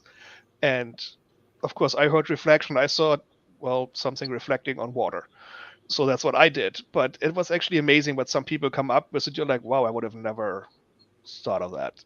And that was just neat, because then you think, wow, he did that on a car with a reflection. And then you're like, I wonder if I can do that. And you go out and try to copy what he did and do your own style of that. And it was very engaging. I think something like that might be neat to put up now and then. Great. So if anyone is watching this on the YouTube channel, just want to say a big thank you for watching, and please remember to like the video and subscribe. Go and check out the Storytelling Dad. You want to give yourself a plug? Well, I would love to, except I'm still in the process of making videos for us while I manage other YouTube channels, specifically for my church. Go check out St. Mark United Methodist Church McAllen and Josiah's Journey. Nice. What about you, Dan? Do you have a YouTube channel? I do not. I have a YouTube account, and I watch music videos and review videos and that sort of stuff, but I have not uploaded anything that is past a cell phone picture of a horse or video of a horse. So no, I do not. Maybe someday, but so far I've never had the inclination of actually, again, I don't do videography or anything, so I don't have anything to stream or to upload much. Right. Might change over time soon, since I'm slowly getting the bug for that and the ideas. So who knows? I might start one. I will let you guys know, and then you better like it. Hey, and then you can come on our channels. Exactly. Yeah. That's Great. sounds like a plan. What I did there? Yeah. Business. So I want to say a big thank you to Alan and Dan for joining. I do appreciate it. Thank you for setting it up. Yes. I don't know how you feel how the platform has been. Did you enjoy it? Did you like it? It was one of the easiest to get into. I mean, I've done Zoom stuff before, and this one was just okay, and you were in. I mean, you literally clicked on your link, said okay, and typed in my name, and here I am. It was easier than Zoom. And, easy. And about 8 times as stable. I've never heard of this. It's very, I got the idea because I watch a lot of LawTube things, about legal stuff. And Rakeda Law, one of the YouTube channels that I follow, did exactly this using StreamYards, and I thought, I'll give that a try. We did a lot of Zoom for flight school, for ground school and stuff, and every time people would drop out, the instructor would drop out, I would drop out, it would freeze up. It's Yeah. good idea. But this thing, it hasn't had a glitch on my screen all day, all evening. We have been on 3 hours, 14 minutes now. I'm And blown away by the platform. yeah, especially when I was on the C100, that's a lot of information streaming through there. Where Yeah. sometimes a lot on Facebook, I will drop instantaneously. I'll be frozen or lagging and stuff like that. Not one issue on here. So this from your end, I got some audio issues even before your C100 died, where your audio kind of dropped down to a level where we had to a little bit guess what you were saying, or at least I did. It could have been my internet. It might not have been your end. I don't know, but I had no problem understanding him, even so you were dropping out. But again, I was hearing the same thing you say. Okay, you had the same issue with him? Yeah. Okay, so then it might have been your end. Okay. But again, that might not be your equipment. That might just be your internet connection. It might also itself. be the complexity of all my equipment, because I also had a field recorder hooked into the mic input that I had to set on the settings to hear to get synced up. So it was a lot more complex than it needed to be. Yeah. Well, the thing with StreamYard is it's basically browser only. It's not using the hardware of your computer. Yeah. So that's why it's more user friendly, because it's just the browser. There are paid options that allow you to record the entire session onto your computer. Obviously, you're going to use more resources, as well as any sort of green screen. If you try and you do that, that will use more of your computer resources as well. But obviously, this is only a second time doing it, so I just. I think we'll improve over time if we keep doing this. We'll get better at it. Yeah. Without any doubt. Maybe someday I get an extra microphone and don't have to do my headset. Well, I'm using the Blue Yeti microphone. I just don't have a standalone microphone right now. I never really had a big use for it. Right. There you go. Nice. Well, but for now it works. I mean, I can talk, I can listen. It's fine. Sounds good. I don't think there's any problem. It's a pretty nice headset. It's a Corsair. I do game a little bit, but not much. Just World of Tanks. Nothing fancy. I just like blowing other tanks up, I guess. It's just fun. I've been playing for like 10 years, 11 years now. That's not a German thing, is it? It's actually a Russian game, but yeah. You know, we tried that twice and we didn't succeed. Now we tried on a computer world. Well, Ukraine's doing it now, and Russia. Well, we're trying there again, apparently. Let's see what happens there. Yeah. Russia. Such good food, such good drinks, such a bad mentality right now. Yeah. Shame what's going on. Yeah. So I think we'll leave it there because it's getting quite late for me. I bet. Yeah. He's 5 hours ahead of me, and what is that, 7 hours ahead of you? It was hard to try and figure out a time because I'm trying to be flexible, so as much people have access to this in the world, but finding a time can be quite difficult when we're talking cross countries, Yeah, definitely. Well, what I've experienced from watching other people's live streams is when people really want to engage, they'll stay. They will. Yeah. But so we've got one eyeball on the stream for some reason. But yeah, it was fun. Thanks for having us again. Yes. And let's see that we do it at least monthly or something, maybe a little more frequently now and then. Yeah. And if we do little challenges or something for the group, we can definitely also do that via stream, and we just pull out like the top 5 or something and say why we rated them 1, 2, 3, 4, 5 and what we liked and disliked and that sort of stuff. Might be kind of cool to do that sort of stuff. Just highlight somebody's work a little bit. If we can figure out how to maybe integrate showing images instead of us with the program. Yeah. OBS will do that. There you go. Well, there is the option of possibly streaming this to Facebook at the same time as well. That would be nice. You can do multi-streaming to like different YouTube accounts as well. Yes. Nice. That would be nice if we can stream it straight to the group, so people who submitted pictures or images actually can watch the stream when we talk about them and rate them and stuff. So that might be kind of fun. Yeah. Well, Just All want to say right. thank you for your time. I Well, appreciate it. fellas, thank Me you. too. Cheers. Paul, You all have a good night. Thank you so much. very much fun. And Dan, it was great to see you. It was great seeing you too, Fun. and great talking to you. And I will see you around the group. Yes. All right. All right. You all have a good night. I'll see you Good around. night. Bye-bye. Bye. Bye. Bye.